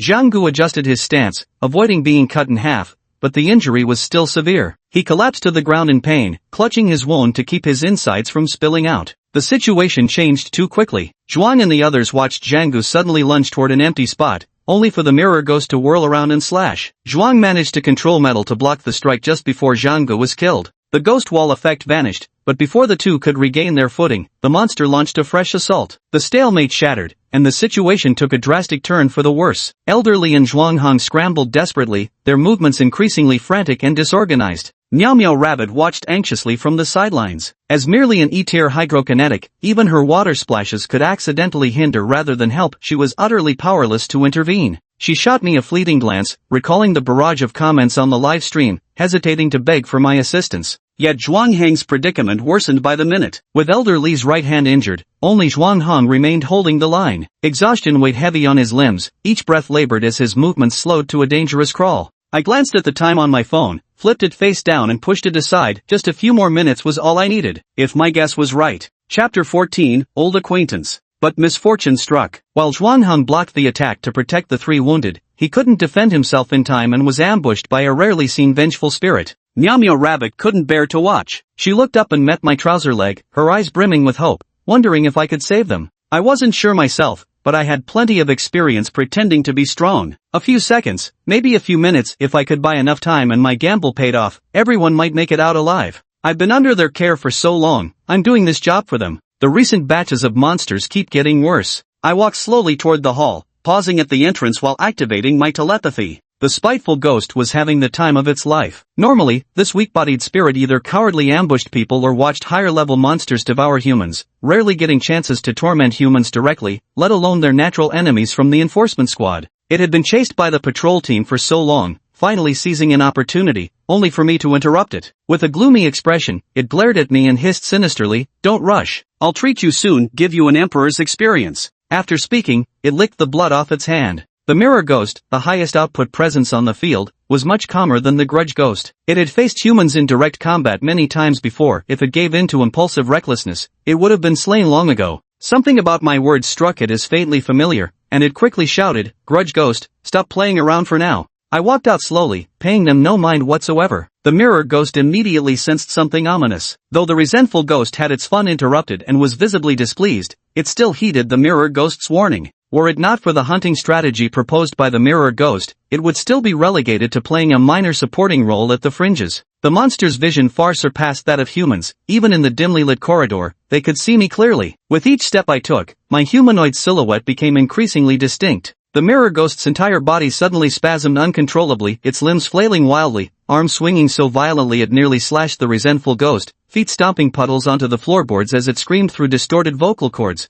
Run now! The resentful ghost looked at the confused Mirror Ghost, feeling somewhat bewildered. It thought the other must be hesitating at the entrance due to fear of their territorial advantage. It asked, "What's wrong?" The Mirror Ghost shouted while running, "Golden eyes." These 2 words seemed like a forbidden curse. The resentful ghost's thoughts instantly froze, its mind went blank, and images of their former leader, the spider monster, being utterly annihilated began replaying in its head. Before its eyes, my figure overlapped with that golden-eyed human. Though the eyes weren't glowing gold now, the resentful ghost knew that once battle commenced, these pupils would transform into dazzling golden orbs, reaping the lives of monsters. The vengeful ghost stretched out its right hand and clawed at the empty air, trying to call back the Mirror Ghost, but the latter didn't even turn its head. Just like the Mirror Ghost moments before, it now floundered helplessly before scrambling away in a frantic tumble. Neither monster dared to stop running. They remembered all too clearly how last time, I'd first let their former boss run 40 meters only for him to instantly turn to ashes and vanish. Mew Mew Rabbit stood dumbstruck. The 2 creatures that had been so fearsome moments ago had now fled in utter defeat after a single encounter,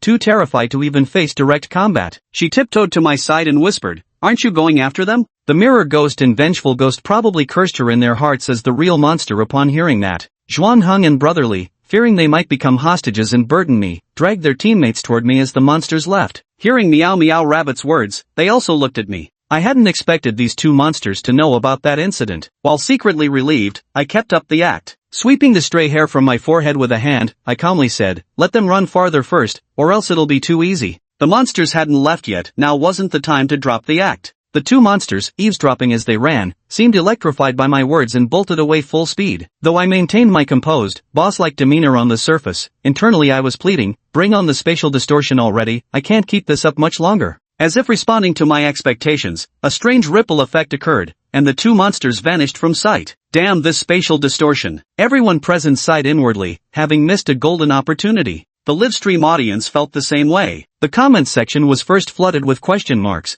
Then everyone started competing in typing speed and observational skills. Can someone explain which big shot this is? Got it. Next time I'll bluff monsters like this too, Doge. The monster patted its full belly. Don't order takeout yet, someone will come to fill us up. Found it, the origin of those golden eyes. Credit to streamer is C not wave for the lead. Just finished watching. Letting you run 40 meters first isn't just empty talk. Holy hell, that spider sprinted way further than 40 meters. If these 2 hadn't been lucky, they'd be goners too. Zhuang Heng and Brother Li, who had narrowly escaped death, plopped onto the floor. Brother Zhang smiled weakly, trying to ingratiate himself. His earlier reckless move had nearly gotten everyone killed. Brother Li smacked him on the head in exasperation, then opened the first aid kit to treat his wounds. Thankfully, superhumans have sturdier physiques than ordinary people, so while Brother Zhang's injuries were serious, they didn't damage any organs. Once bandaged up and fully fused, he could be sent to the hospital for treatment, and his life would be out of danger. As he was being patched up, Brother Zhang turned to me and asked, "Kid, where are you from?" "Chipan City." I didn't quite understand why he was asking. In these times when traveling between cities was practically a death wish for ordinary folks, outsiders were rare. Zhang Ji was amused by me, laughing so hard it tugged at his stomach wound,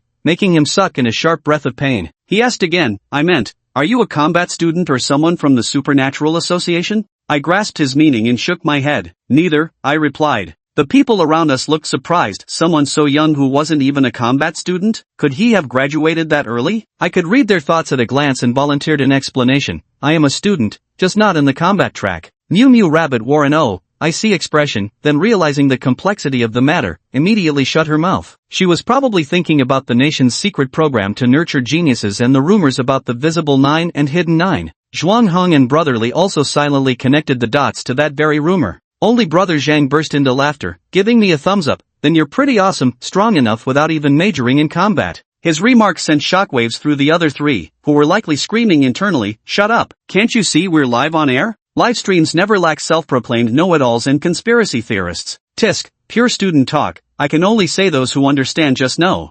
What? That rumored national thing you mean? Waiting list for expedited processing ahead. How come I've never heard of such an awesome guy before? Meow Meow Bunny couldn't simply end the livestream either. That would only make the news spread faster. It'd be better to steer the conversation elsewhere and let the audience gradually forget about the incident. She asked, "How did you encounter the monster?" Brother Li silently gave Meow Meow Rabbit a mental thumbs up and responded cooperatively, "We encountered a grade B monster, the Lizard Man, while following Captain Pang. Little Zhao got seriously injured covering our retreat, so old Zhang and I stayed behind to take care of him. Then we were teleported near the monsters due to spatial disturbance." B-class monster. Meow Meow Rabbit's voice rose in shock. She had only intended to find a small distraction to change the subject, but instead stumbled upon a major bombshell. She wondered if the patrol team could even handle it. After all, the average strength of their captains was only C-class. Brother Li noticed her concerns and quickly explained, "The captain has already requested backup from higher-ups. Given how much time has passed, any B-class superhumans still in the city should have arrived by now." Hearing that reinforcements were on the way, Meow Meow Rabbit felt somewhat relieved,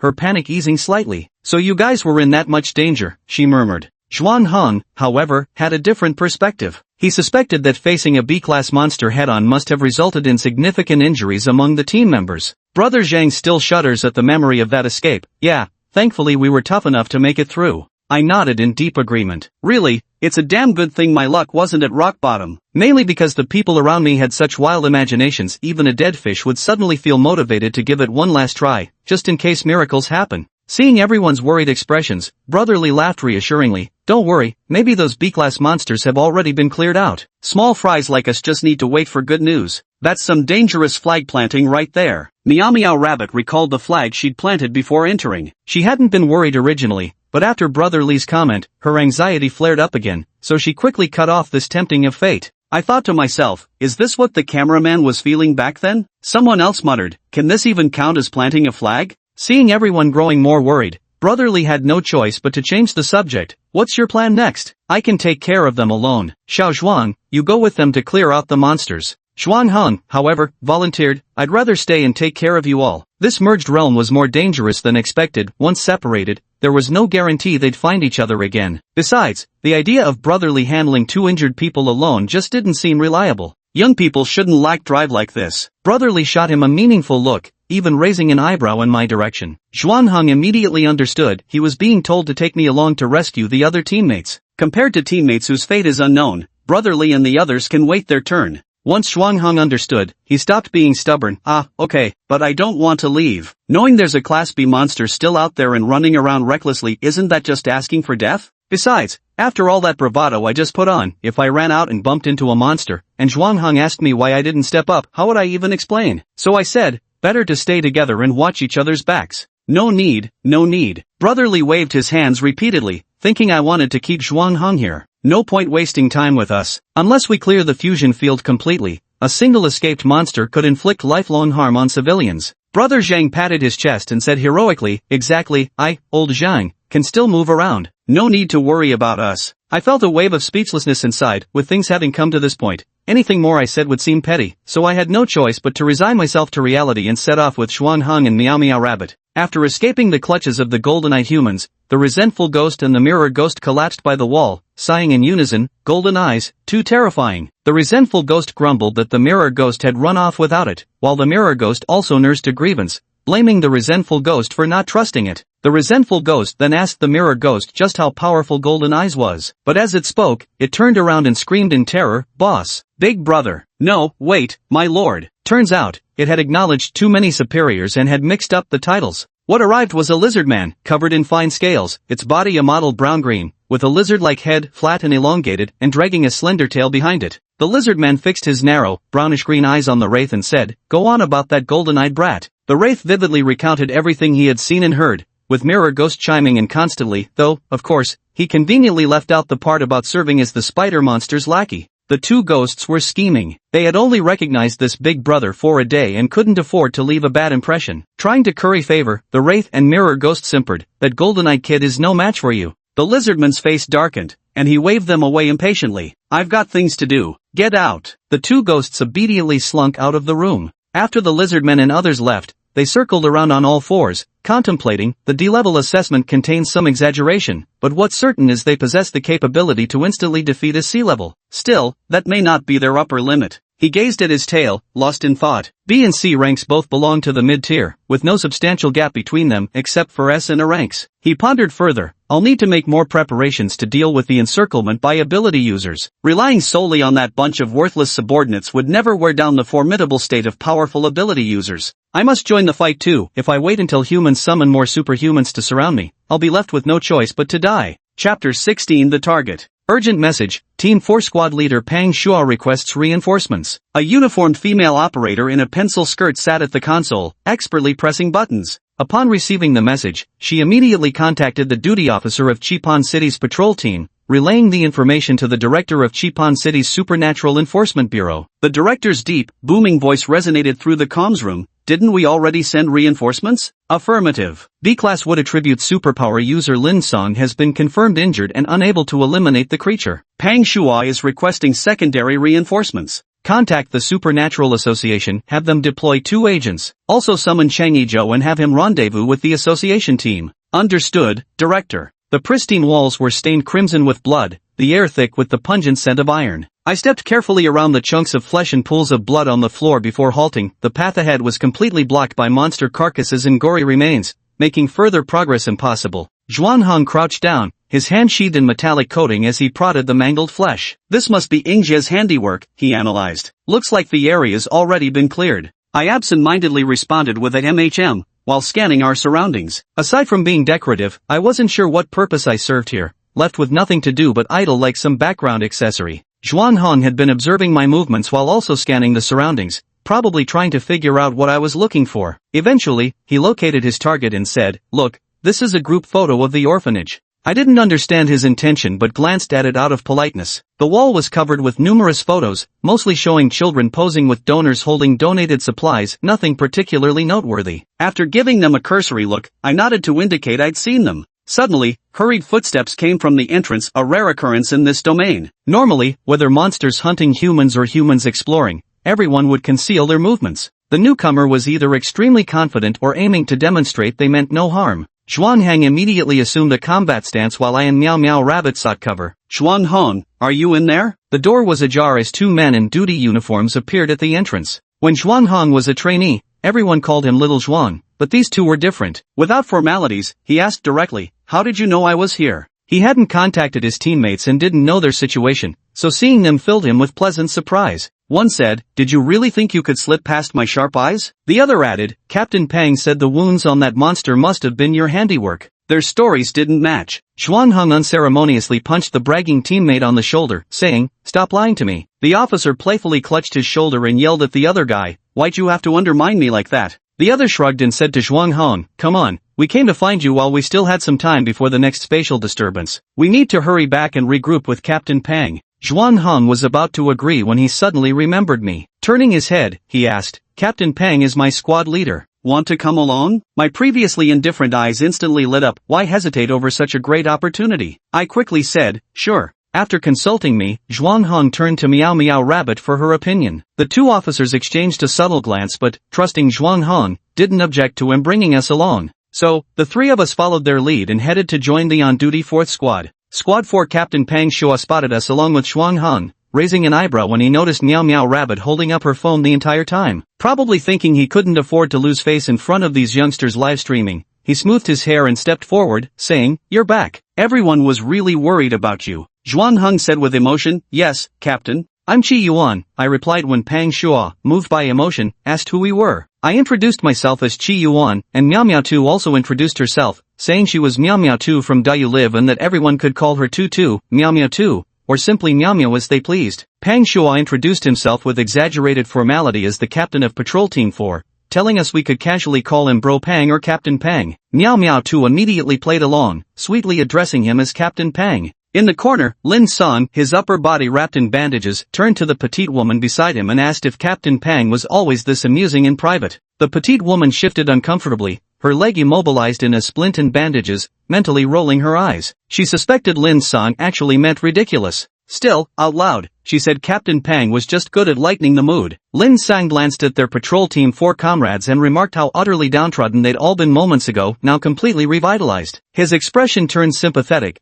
probably thinking leadership wasn't easy when you had to play the clown at critical moments just to lift morale. The petite woman maintained Pang Shua's dignity before outsiders, yet Pang Shua didn't seem to appreciate it. After listening to Zhuang Heng's report about encountering Old Li and Old Zhang, he boomed out a question about their well-being. Zhuang Hong recounted how the two had fought monsters, with brother Zhang severely injured and unable to move. Upon hearing they were otherwise unharmed, Pang Shua burst into laughter, slapping his thigh and rubbing his stubbly beard with his rough hands, gloating that they'd finally met their match and vowing to tease them about it later. The petite woman glowered and softly asked if he found it amusing. Unaware of her true intent, Pang Shua played along, claiming he was too composed as a captain to laugh only to let out a sudden snort anyway. With that, the woman Luing switched in an instant from dark scowls to radiant smiles, startling all the wounded duty squad members, both serious and minor cases. Everyone quickly urged her to calm down, reminding her they were still in the middle of the fusion domain. Luing forced a fake smile, suppressing her anger with reason, reminding Pang Shua not to forget what the lizardmen had said, not to focus solely on lightening the mood but to remember the real mission. Seeing Lu Ying's mocking expression, Pang Shua smacked his forehead and asked Zhuang Hong whether those two monsters had just referred to him as golden eyes. I had been zoning out, letting words go in one ear and out the other, but the keyword snapped me back to attention as I straightened up. "Why is this about me?" Zhuang Hong nodded firmly, saying the lizardman had declared the next target was a human with golden eyes, and he'd been wondering who it might be. Frowning, I couldn't figure out why the monster would skip hunting a B-rank superhuman only to come after me, a mere C-rank. Even if it wanted to play it safe, it should have started with E-rank prey instead. I asked Pang Shua if the B-rank superhuman had arrived, and he said yes. Luing caught the underlying meaning in my words and explained that B-rank superhuman Lin Song had been ambushed by monsters and was severely injured, unable to continue the monster cleanup operation. I then asked how Lin Song managed to escape unharmed, and he began recounting his experience. He spotted an E-rank monster behaving suspiciously and followed it to the lizardmen. At the time, the lizardmen were instructing their subordinates to set traps, seemingly searching for humans with golden pupils. They mentioned dealing with the big rat that sneaked in before going after the golden-eyed one, then suddenly attacked him. He said during the stalemate with the lizardmen, he accidentally slipped, after which the lizardmen used spatial blades and spatial jumps. Team leader Pang rescued him, and they all fled together, only managing to escape when they encountered spatial disturbances. I thought to myself, what a sloppy way to lose a fight. Lin Song unscrewed his water bottle for a drink and asked why I was called Golden Eyes. Meow Meow Rabbit raised her hand to interrupt, pulling out her phone from her backpack to show the video of me instantly killing the spider monster. Everyone gathered around to watch. The clip lasted barely a minute or two, and the group erupted in amazement. I emphasized that B-rank was different from C-rank. Even with the skills shown in the video, I still needed protection. Luing chimed in, agreeing that C-rank and B-rank were indeed different, but Pang Shua mocked her, saying only those who'd never faced a C-rank would think that way. Lin Song patiently explained that while both C and B ranks fell under the mid-tier category, some exceptionally strong C-rank ability users could cross ranks to take down weaker B-rank monsters. The reason B-rank creatures were classified as high-tier threats in the early warning system was that certain B-rank monsters could break through their limits mid-battle or temporarily wield A-rank power. This led to people subconsciously grouping B-ranks with their ranks. He also pointed out that my ability to instantly slay C-rank monsters meant I could at least hold my own against a B-rank in direct combat. The group suddenly understood, looking at me with newfound admiration. I couldn't help but curse under my breath. Luing steered the conversation back, saying that my cooperation with Pang Shua could block the lizardman's attacks, and the next step was to buy time until several B-rank superhumans arrived. I had no objections, though I felt a bit guilty since the lizardmen were targeting me, and the patrol team would inevitably get caught in the crossfire. Luing urged everyone to quickly adjust their state for battle and asked Pang Shua if he had anything to add. Pang Shua shook his head and sat aside to polish his long sword. The team members dispersed to rest. Lin Song stood up to return to his post when I called out to him, wanting to ask if there were two ghosts accompanying the lizardmen. With insufficient information, I pondered again and again but could only think to inquire through the two ghosts. Lin Song's figure froze as he turned to look at me. A 2-meter-high spatial blade whizzed past us with terrifying force. Boom! The spatial blade struck the wall with a deafening crash, leaving a crescent-shaped dent in the thick exterior. Enemy attack! Evacuate the room immediately! Luing reacted swiftly, limping as she directed the scene. The bulliest member of the squadron tensed his bulging arms and, with a grit of teeth, rammed his fist into the wall. The structure crumbled instantly, creating a new exit.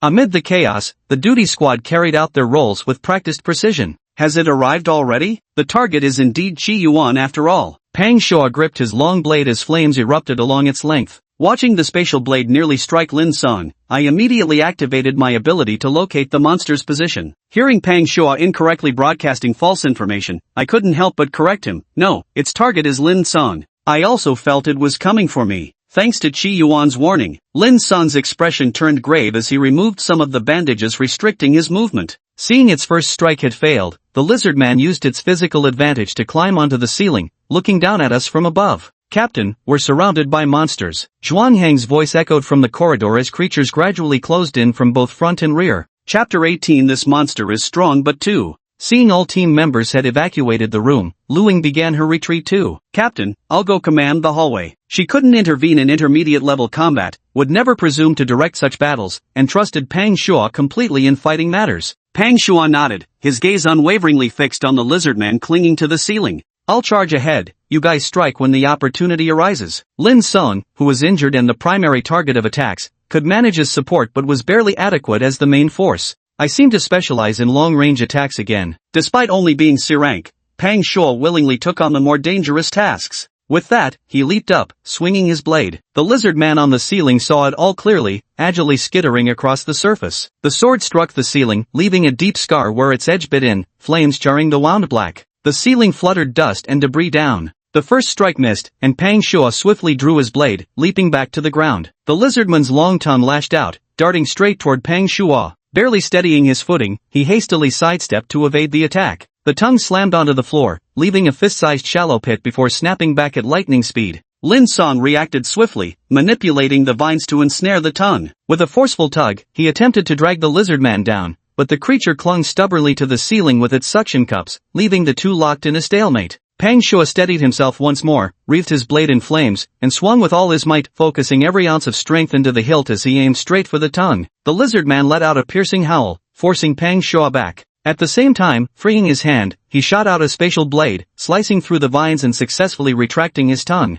Its attack was far from over. Activating its supernatural ability, it vanished instantly into the ceiling. Clang, the blade trembled with a resonant hum. Drawing upon years of combat instinct, Pang Shua instinctively raised his sword to block the lizardman's slashing claws. The claws gleamed with a dark purple luster, exuding an ominous aura. Clang, clang, clang. The lizardman launched a barrage of attacks, each deftly parried by Pang Shua. With a furious roar, flames surged along Pang Shua's blade, and he swung his longsword in a sweeping strike aimed at the lizardman's waist. The unexpected attack seemed certain to strike the lizardman, but in the blink of an eye, the creature vanished abruptly. The ceiling above rustled once more with faint, scurrying noises. The battle between the two humans and one monster raged on for several rounds in quick succession, leaving me cowering at the junction of the corridor and the room, dazzled by the flurry of movement. The lizardman's bulging reptilian pupils swiveled, fixing upon the two figures in the arena. I intercepted its thoughts. The perfect opportunity has slipped away. Should we fight? What if that wood controller has mutual destruction up his sleeve? Better try once more. Just immobilize him first, then deal with those golden eyes. Divide and conquer. The mental flicker was ephemeral, nearly too fleeting to grasp.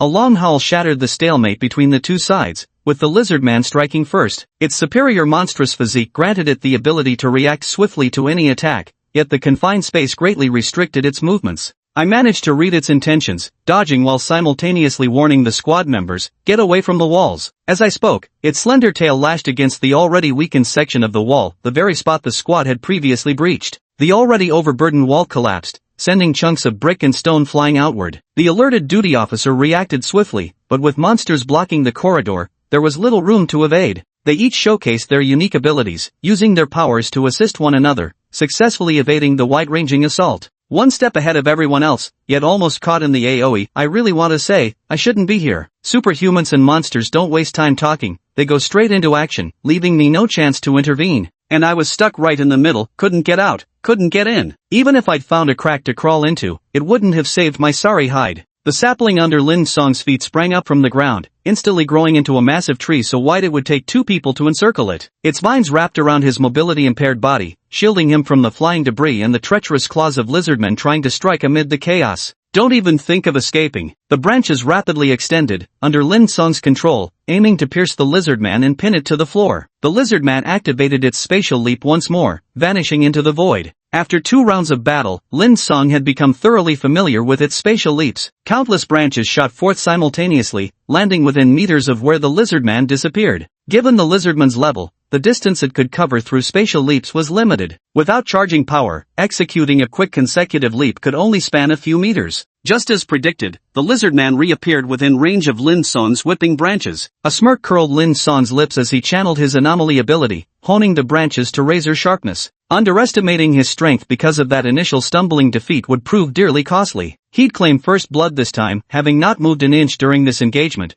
There'd be no repeat of that embarrassing fall. Suddenly, an anomaly occurred. A screeching, grating sound erupted as the space around the lizardman began to tremble. Visible ripples spread outward from its body, distorting the surrounding void. Within these ripples, the branches of nearby trees twisted grotesquely. The spatial distortion lasted only a second before the warped space returned to normal. However, the twisted tree branches shattered into pieces, raining down in fragments. Pang Shua, stunned, reflexively gripped his longsword tighter, a chill running down his spine. Had he charged at the lizardman earlier and taken one of its attacks, he'd have been done for. My eyes widened in shock as well, though for a different reason than Pang Shua. I'd caught a glimpse of its thoughts, asterisk that was close. Way too close. If I hadn't saved 5, 6, 7, 8 hidden trump cards, I'd be dead already. Asterisk asterisk this move was meant for those golden-eyed humans. Guess I'll have to waste another card now. What a massive loss. Asterisk internally, I scoffed. Looks like you were trying to kill me instead. Lin Song also looked grave as he conspired loudly with Pang Shua. Don't get close to it, try to attack from a distance,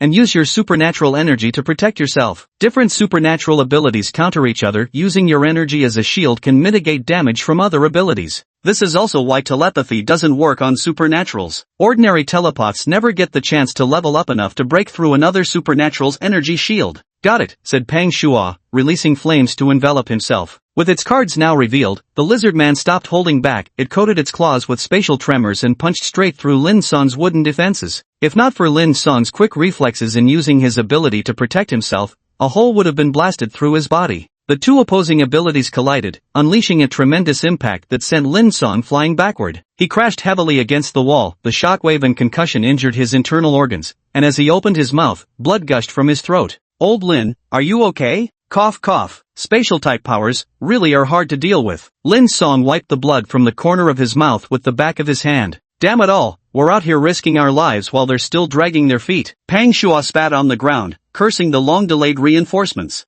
I hid behind the crumbling walls and ducked my head, feeling indirectly called out, though I truly couldn't provide any assistance. Hashtag Chapter 19 Mutual Probing. Pang Shua didn't waste time complaining about reinforcements. The lizardman's next wave of attacks arrived instantly. It vanished on the spot and closed the distance with a few lightning-fast movements. Having learned from Lin Song's lesson, Pang Shua dared not take the hit head-on. He grabbed Lin Song and threw him out the door, then rolled away to dodge the attack. The lizardman's claws left a perfectly smooth, circular hole where we had just been standing. Pang Shua zigzagged and weaved, refusing to give the lizard man any chance to close in. Luing, how much time left? He shouted. Hearing the captain's words, Luing fired a bullet, freeing a hand to glance at her wristwatch. 11 minutes, she replied. The bullet struck the Class E monster, twisting and rotating before transforming into a miniature meat grinder that shredded its arm. This was Lu Ying's special ability, imbuing objects with crushing properties. Inside the room, man and monster moved like partners in a macabre dance, advancing and retreating in sync. But I knew things were taking a turn for the worse. I could hear the lizardman's thoughts. First, numb this fool's senses, then seize the chance to finish off that stick-wielding bastard. Better not tempt fate by prolonging this. Then another thought followed.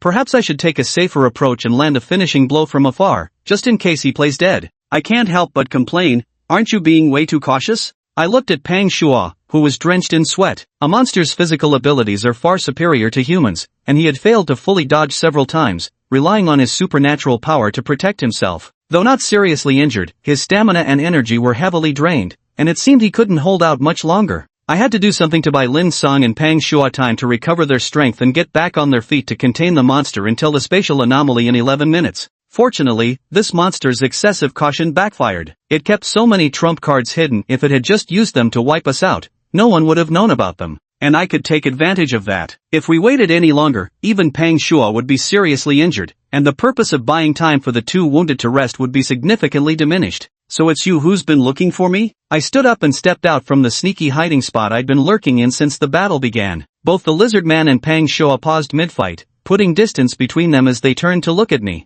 The lizard man narrowed its slit-like pupils as it got a clear look at me. And who the hell are you? It demanded. I inhaled sharply. This wasn't part of the script, but reality doesn't have a rewind button. I had no choice but to awkwardly push through this impromptu performance. Didn't the guy lying on the floor tell you? You're looking for a golden-eyed human? I said. What's that got to do with you? It retorted. Standing defenseless and full of vulnerabilities before the lizard man, I somehow made it more wary than it had been when facing the two supernaturals earlier. Anything unusual surely spells trouble. For this overly cautious creature, assessing unknown depths was practically equivalent to assuming unfathomable danger. After a moment's hesitation, it still decided to engage in a friendly exchange with me. I chuckled lightly, glanced around, then shrugged and spread my hands. Exactly, what does your search for golden eyes have to do with me, Shi Yuan? I said. A low rumble of laughter rippled through the crowd. This paranoid creature wasn't just cautious, it was downright suspicious. My denial only made it suspect me of being golden eyes. It eyed me up and down with growing skepticism,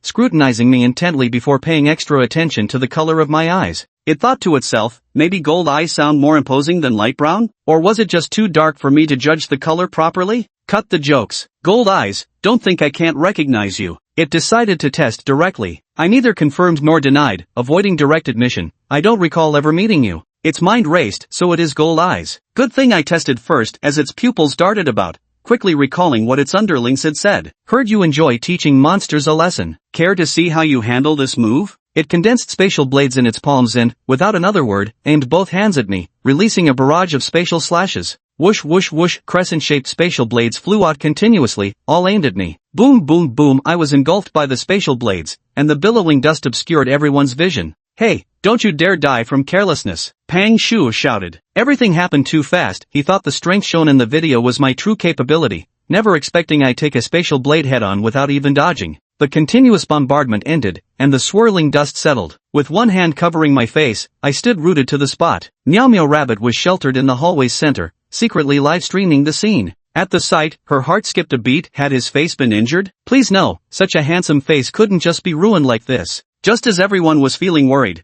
I burst out laughing uncontrollably. After laughing for more than 10 seconds, I spoke cheerfully. You're quite clever, you just haven't been applying your mind where it should be used. The lizard man thought to itself, I've been completely seen through. It felt its scales itching all over and desperately wanted to leave to scratch them in order to calm down, but it couldn't possibly turn its back on the enemy to flee. It let out a hoarse laugh, blustering with outward ferocity as it said, it seems you can offer me a more splendid battle experience. I hope you won't turn out to be all talk like these two humans. I could hear its thoughts. Faced with the overwhelming storm of spatial blades, I was so tense I didn't dare breathe. When pushed to extreme tension, humans release pressure through smiles. After a good laugh, the pressure in my heart suddenly eased, and my thoughts grew clearer. The more I defy convention, the less it dares to act. Since it's so cautious, unwilling to act unless absolutely necessary, reason won't collapse, meaning I can always grasp its inner voice. A wonderful battle experience? My expression was relaxed, as if I were asking, did you eat today? Indeed, you still have a few trump cards up your sleeve. Why not let me hear them? My words left the lizard man utterly stunned. Its scaly face, normally inscrutable, now contorted visibly with shock, every line of its astonished expression clearly discernible. It thought to itself, how did he know I still have spatial movement, spatial confinement, and tail regeneration abilities? Meanwhile, I thought to myself I didn't know before, but now I do. It forced itself to stay calm and said, trying to trick me? You're still too young. I nodded and replied, right, I'm tricking you. After pausing for a second, I continued, you definitely don't have spatial movement, spatial confinement, or tail regeneration. With each term I listed, its initially ecstatic expression grew increasingly pale, completely crushing any lingering hope in its heart. It thought to itself, this human before me has boundless capability, vast and unfathomable. He's seen right through me, yet I know so little about him. His supernatural abilities definitely can't be just the light-based powers those two idiots mentioned. Chapter 20, Time Manipulation. The lizard man struggled to regain its composure. It believed the top priority was to figure out what I was relying on, then either leave this place or stall until spatial distortions occurred, using the chaos to escape. Suddenly, a thought flashed through its mind. Since he let those vengeful ghosts go, does that mean he simply can't handle spatial abilities? As I focused on eavesdropping on its thoughts, I abruptly recalled those two ghosts. Oh no, there's that loose end, how careless of me. How am I going to explain this away? The lizard man, having found my weak spot, no longer saw me as insurmountable, its eyes gleaming with venomous malice. Even if you know the ability, you can't counter it, can you? Otherwise you would have acted already, it said. The others, engrossed in the conversation, snapped out of their daze. Zhuang Heng and Meow Meow Bunny immediately remembered the scene of those two supernatural beings escaping right before my eyes. Indeed, how should light-based abilities counter skills like spatial movement? Seeing the lizardmen becoming restless, my mind raced. My previously relaxed expression shifted abruptly, my star-like eyes gleaming with authority, betraying the displeasure of a superior being provoked by inferiors. Since we've been discovered, there's no helping it, I said. Meow Bunny and the patrol team inwardly groaned, their hearts sinking like stones. Their supposedly strongest fighter couldn't handle spatial abilities and had been exposed as bluffing. This was terrible news. Pang Shua scratched his head, thinking, after all this, it turns out this guy can't even fight them properly? The lizard man regained the initiative, secretly letting out a sigh of relief. Though I fooled him, staying alive was the best news possible. I kept replaying the conversation with the lizard man in my mind. After reviewing it once more, my eyebrows knitted together, something felt off, though I couldn't quite pinpoint what at the moment. As I scrutinized the lizard man across from me, a tidal wave of realization crashed through my thoughts. This cunning creature nearly had me fooled. Upon closer inspection, I discovered the blind spot. His expression and tone were flawless, but the critical flaw lay in how casually he maintained his defensive posture. Had his fishing attempt not been so glaringly obvious, I might have truly believed I was powerless against him. At this thought, I secretly congratulated myself. Cunning humans indeed. It seems you quite enjoy this twisted amusement, the lizard man said. Finally, having gotten through the deception, I silently wiped cold sweat for myself. Not bad at all. You're far more interesting than those dull monsters, worth playing with a little longer. The situation reversed once again. Just as everyone prepared for a desperate last stand, they found things unfolding completely differently than expected. I seemed to hear someone muttering inwardly, quit playing around and get to serious business. If it were our own team leader, Luing would have immediately arranged all sorts of special treatment for me. Unfortunately, it wasn't her, so she could only complain silently in her heart, making even Pang Shua appear somewhat adorable by comparison. The lizard man before me became enigmatic again, exerting unprecedented pressure. The consequence of its rash escape would be ending up like its subordinate mentioned, the spider. Yet facing it directly also left me feeling suffocated. It cautiously probed, won't you give me some hints to make the game more enjoyable? Enjoy my foot. If not for maintaining appearances, I'd have whipped out my phone right then to check how much longer until spatial distortion. In just a few minutes, I felt mentally drained, but since it handed me the conversation thread, I couldn't let it go. With concise precision, I uttered a single word, eyes. Sure enough, this overly cautious creature wore a master, I've attained enlightenment expression. A scene surfaced in its mind. It deduced that the light beams capable of slaying the spider monsters possessed temporal power. The spiders pierced by this light either rapidly regressed back to before their birth or accelerated toward death, turning to dust under time's influence.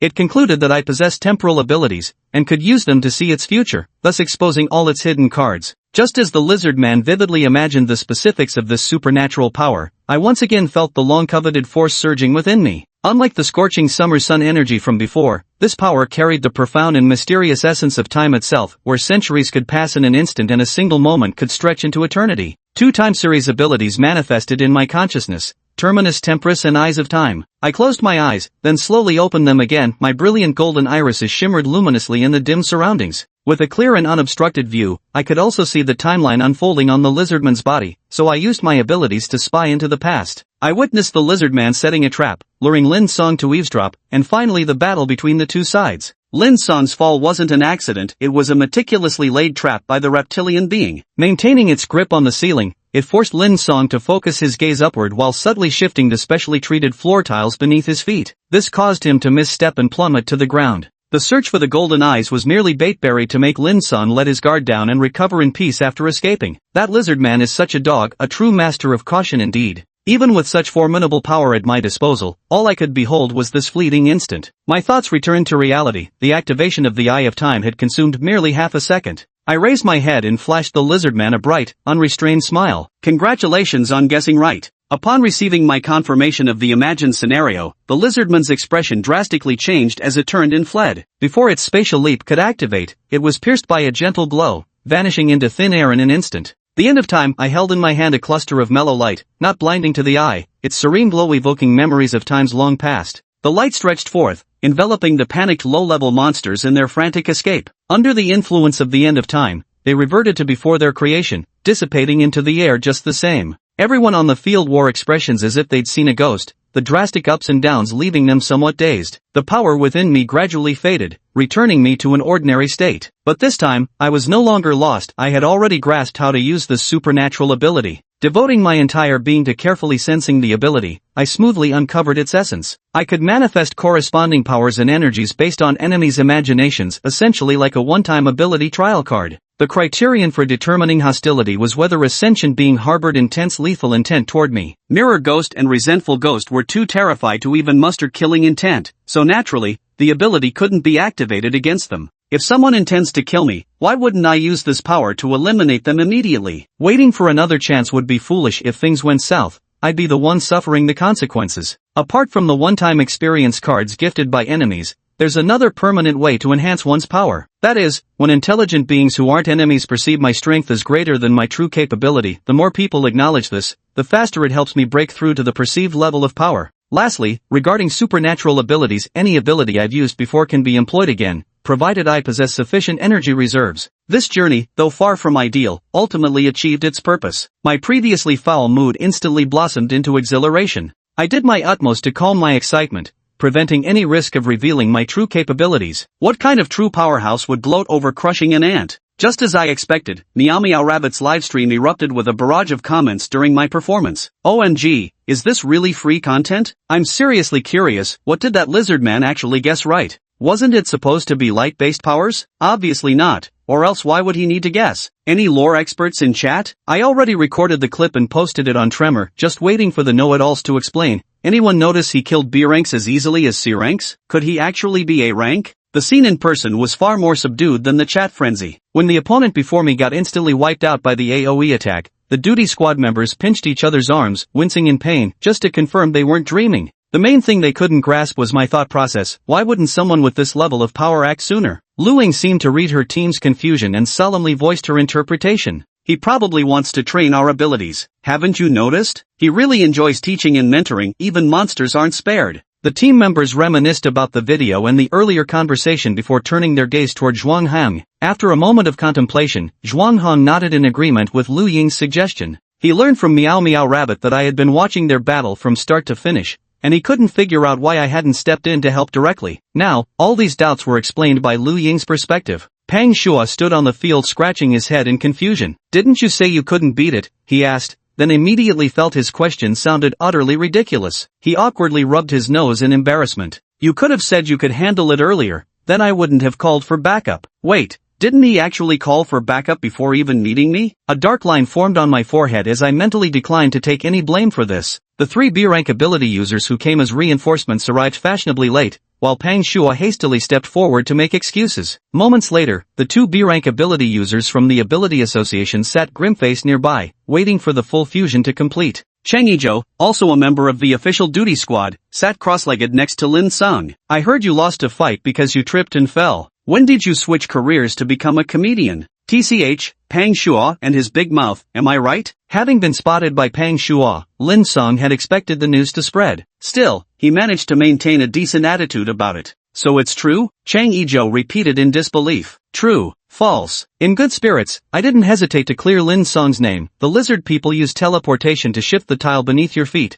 which is why you stepped into empty air. After hearing my explanation, Lin Song recalled how he had actually looked at the path beneath his feet yet still stepped into thin air. He asked in astonishment, how did you know? I didn't reply to Lin Song. Whether I responded or not didn't really matter anyway, so I felt free to speak my mind. Lin Song didn't care either, he just asked casually. If it involved secrets about special abilities, he wouldn't push for details. After a brief rest, the duty team swept through the convergence zone, clearing out the remaining monsters before the full fusion occurred. I had been teetering on the edge of danger all along, and only then did I finally remember my companions. Sure, Jiangwen was utterly resentful, saying, Brother Yuan, you completely forgot about us, didn't you? He had an unexpectedly thrilling adventure, yet I, his golden ticket, never showed up. The three of them stuck together and didn't get separated when the fusion field descended. Soon after, they ran into Zhaozhen, who was alone. The four of them found a room and quietly waited for the fusion to fully end. They had worried I might encounter danger alone until they saw the trending hashtag what kind of power is this hashtag. Clicking in, my face popped up, leaving all four speechless. Sure, Jiangwen traced the video source and claimed to have solid evidence to denounce me. Guilty as charged, I stayed silent, glancing at Zhaozhen in hopes he'd bail me out. But Zhaozhen curled his bulky frame into a corner, shutting himself off completely and ignoring my thoughts. I figured I'd lost again. Watching him lean his head against the wall, I knew he must be dwelling on that 3-year plan of his once more, sinking back into gloom. Since kindergarten, Zhaozhen had been the class heartthrob until high school when he met his match in me. Without even lifting a finger, I effortlessly snatched away his title. He thought transferring to the combat department would mean never facing me again, only for his crush to remark, hot Zhaozhen, handsome? Ever since seeing Qi Yuan, all other guys just kinda blur together.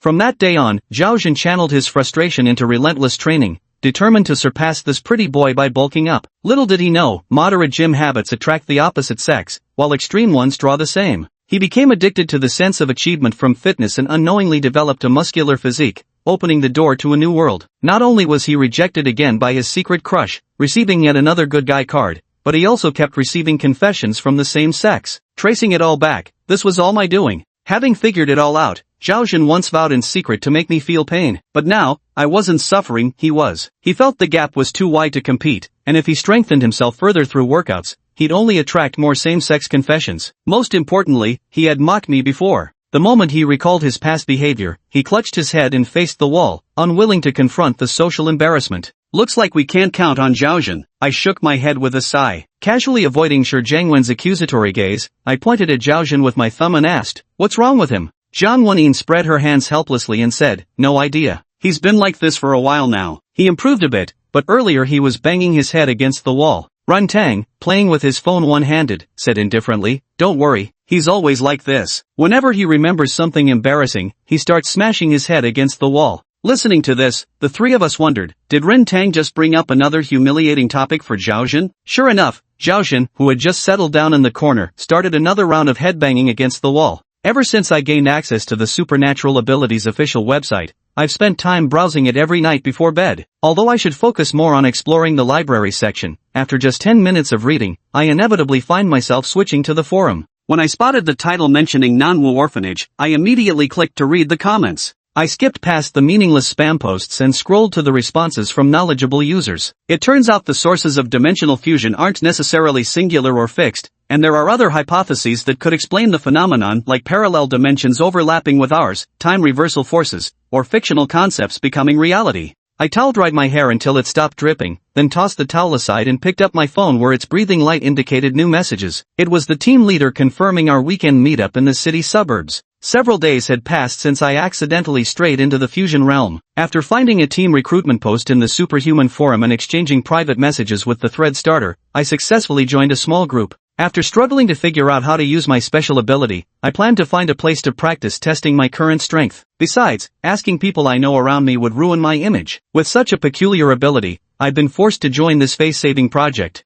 I replied no problem, closed the chat group, opened the Pink app, and clicked into Meow Meow Rabbit's D-Site account. Before leaving the fusion realm, Meow Meow Rabbit had asked if he could post the video on D-Site. Desperate for public validation, I naturally agreed. Returning home, I quietly followed his account. After several days of circulation, the video's view count more than doubled compared to before, with the term A-rank superhuman in the title attracting many casual viewers. The barrage comments were so dense they blocked the view. I had to switch to half-screen mode to see clearly. The opening showed Meow Meow Bunny's conversation with the cameraman, with some netizens doubting it was just a publicity stunt. I dragged the progress bar backward and saw how my single wait had saved Zhuang Hong and Meow Meow Bunny's lives. Only then did I realize this had happened. No wonder they'd let me join their team so readily. Though my slacking off during the journey was still noticed by netizens. This is pointless. I waited for the video to load mostly, then dragged straight to the later part. Seeing us gathered and chatting, with my face appearing on screen, I said, B rank and C rank are different. Several bullet comments floated by. Remember this line, it'll be on the test later, so I could already guess what was coming. I fast forwarded to the fight scene. Sure enough, the bullet comments mocked, what's the difference? Don't they both get one shot? CIT, B rank and C rank are different. Stop forcing the hate, at least B ranks can last a bit longer. Watching myself show off on screen gave me goosebumps. I flipped the blanket over and buried myself under it, writing like a maggot for a moment before resurfacing to look at my phone. Just then, Shueshur Yun messaged me, you're applying to Xinjiang University? I'd asked before about what it took to get in. With my record of clearing a B-rank monster, I definitely qualified for the special admissions track. After discussing with my family, we decided to move to Xinjiang together. It wasn't that Mom was worried I couldn't take care of myself, but these days you never know whether monsters or tomorrow will come first, plus my little brother was still making a ruckus at home. I quickly replied, yes. Shueshijun said she'd handle it, and I responded with thanks. With that major worry settled, I was just about to browse Douyin when the gossip king Shi Jiangwen sent me a message. Lately, Shi Jiangwen hasn't been performing well in fights, so I only checked his message while scrolling through videos. Shi Jiangwen, bro Yuan, I'm switching to the combat department. Me, how can you transfer without any superpowers? Shi Jiangwen, but I do have one. Shi Jiangwen, didn't I tell you last time? I awakened a direct current superpower in the fusion domain. Speaking of direct current, I just remembered. Jiang Weining mentioned that Shi Jiangwen was in the middle of reading gossip when his phone died, and in his panic, he suddenly awakened an ability. But the electricity discharged by a freshly awakened E-rank ability user couldn't even charge a phone. I can already picture the absurd scene of him slaying monsters while scrolling through gossip, casually using his ability to charge his phone on the side. But with the college entrance exams just around the corner, is it really feasible for him to transfer schools at this point? Me, you're in your third year of high school? Shi Jiangwen, second year of high school, preparing for university entrance exams after one more year. Me, then do your best. Shi Jiangwen got somewhat excited, realizing I hadn't known about his supernatural ability before. Like a shark catching scent, he seized the opportunity to barrage me with messages, completely abandoning any notion of secrecy, practically eager to announce his powers to the world. This wasn't particularly juicy gossip, and I found it rather dull. Still, we'd been gossip buddies for years. Though Shi Jiangwen wasn't exactly a producer of gossip, he was at least a reliable distributor. To ensure a steady supply of fresh gossip in the future, even while scrolling through TikTok and flooding forum threads, I'd spare a few seconds to reply with perfunctory responses like "oh, really," to humor him. Shi Jiangwen's excitement finally subsided enough for him to remember another piece of juicy gossip he needed to share. Shi Jiangwen, several S-class paranormal beings appeared simultaneously in Jidu. After checking supplemental info from netizens, I can confirm all 9 members of the Dragon Kingdom's council have gathered. Chapter 23, this guy is definitely my brother now. The 9 seats of Dragon Nation are ostensibly the 9 most powerful individuals in the country. This notion remains highly controversial, as one must be officially recognized to challenge and claim a seat. Those holding Class 2 ability certificates from the Ability Association are excluded,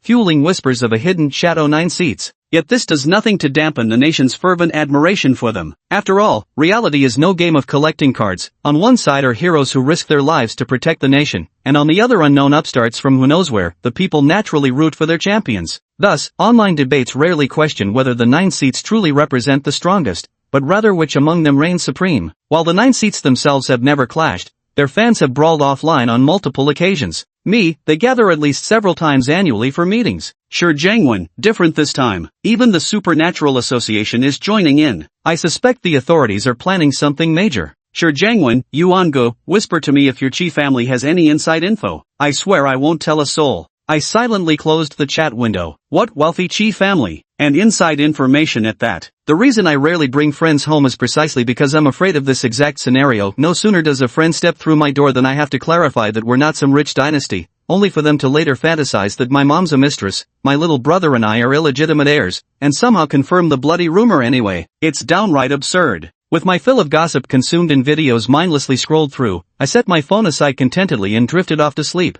On a weekend morning, in that hazy state between sleep and wakefulness, my biological clock told me it was about time to get up. After struggling for a moment, I dragged myself up to check my phone just a few minutes before the alarm was set to go off, so I turned it off in advance. After washing up, I shuffled into the living room, yawning. The TV was on, playing the morning news with no one watching. Mom was in the kitchen making breakfast. Hearing the sounds, she turned her head and asked with a smile, "Up so early? Got something to do today? Then let's leave early after eating." She brought out the steaming breakfast and sat down. I reached for a meat bun, took a bite, chewed twice, then picked up the soy milk beside me for small sips. I can't handle piping hot food. Typically others would finish their porridge while I'm still blowing to cool mine down. A few days ago while scrolling through Nabo in the morning, I happened to see you. My son looked quite dashing, and the comments were full of young girls praising you. Mom's words struck like thunder. I nearly had a heart attack. This happened days ago, and I thought I'd gotten away with it unnoticed. Mom, so that's why you agreed to let me go to Shincheng?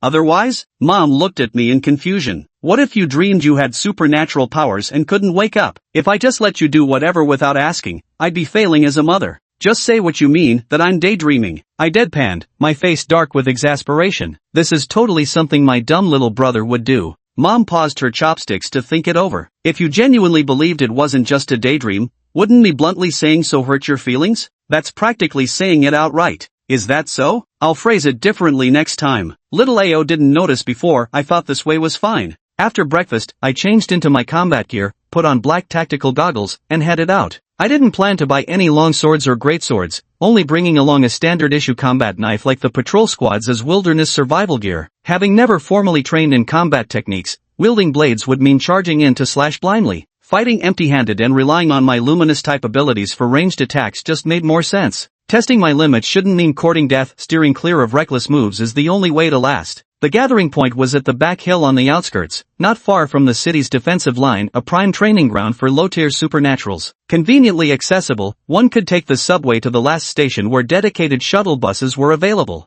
I got off the crowded bus and headed to one of the entrances, locating my waiting companions under a tree as per the group chat's instructions. The hill outside the city used to be a high school before the fusion zones appeared, covering a considerable area. Years of weathering had left it in utter decay. To my surprise, both companions were girls who already knew each other. The username Broadsword Tang had deceived me. I'd imagined a burly man wielding a large blade, only to find a petite girl, creating quite the contrast. Broadsword Tang? You Luo Funfun? I read their usernames aloud to confirm. It's us. Are you two Yuan? The short, round-faced girl with a single topknot and a large blade strapped to her back nodded vigorously, while the tall girl beside her, her hair pinned up with a wooden hairpin, gave a slight nod. That's me. I'm a newly awakened rookie, so feel free to point out if I do anything wrong. I adjusted my goggles, unbothered by their scrutiny. Even if they had watched footage of me, recognizing me with half my face covered would make them true fans. No problem. I come here every few weeks to test my training progress. I know the way well. Broadsword Tang gave a thumbs up and took charge. Clearly, she was the assertive one, while Yuluo mostly listened quietly, lips slightly pursed and head tilted. After our exchange, we headed toward the entrance. The guard at this entrance knows me well by now. We can go straight in. I walked slightly ahead in the middle, with Dao Dao Tang and Yulua flanking me further back. My psychic abilities taught me how to bargain at markets, and now they help me notice the nuances of human interactions. Women feel uncomfortable and more alert when unfamiliar men follow behind them. I kept my head down and naturally followed where Dao Dao Tang pointed. These two girls were so close that walking between them left me squeezed without space to put my feet. I felt like even if I turned into a sheet of paper, they'd keep me suspended between them without letting me touch the ground. Unaware male onlookers around us, some wearing boxing gloves, others carrying swords and spears, watched me with envy. Cuddling a cute loli on my left and a gentle girl next door on my right, I wasn't even the one coaxing them. They actively clung to me while I shook them off. Damn, this brother. I'd made up my mind, for no other reason than wanting Big Bro to teach me a few tricks.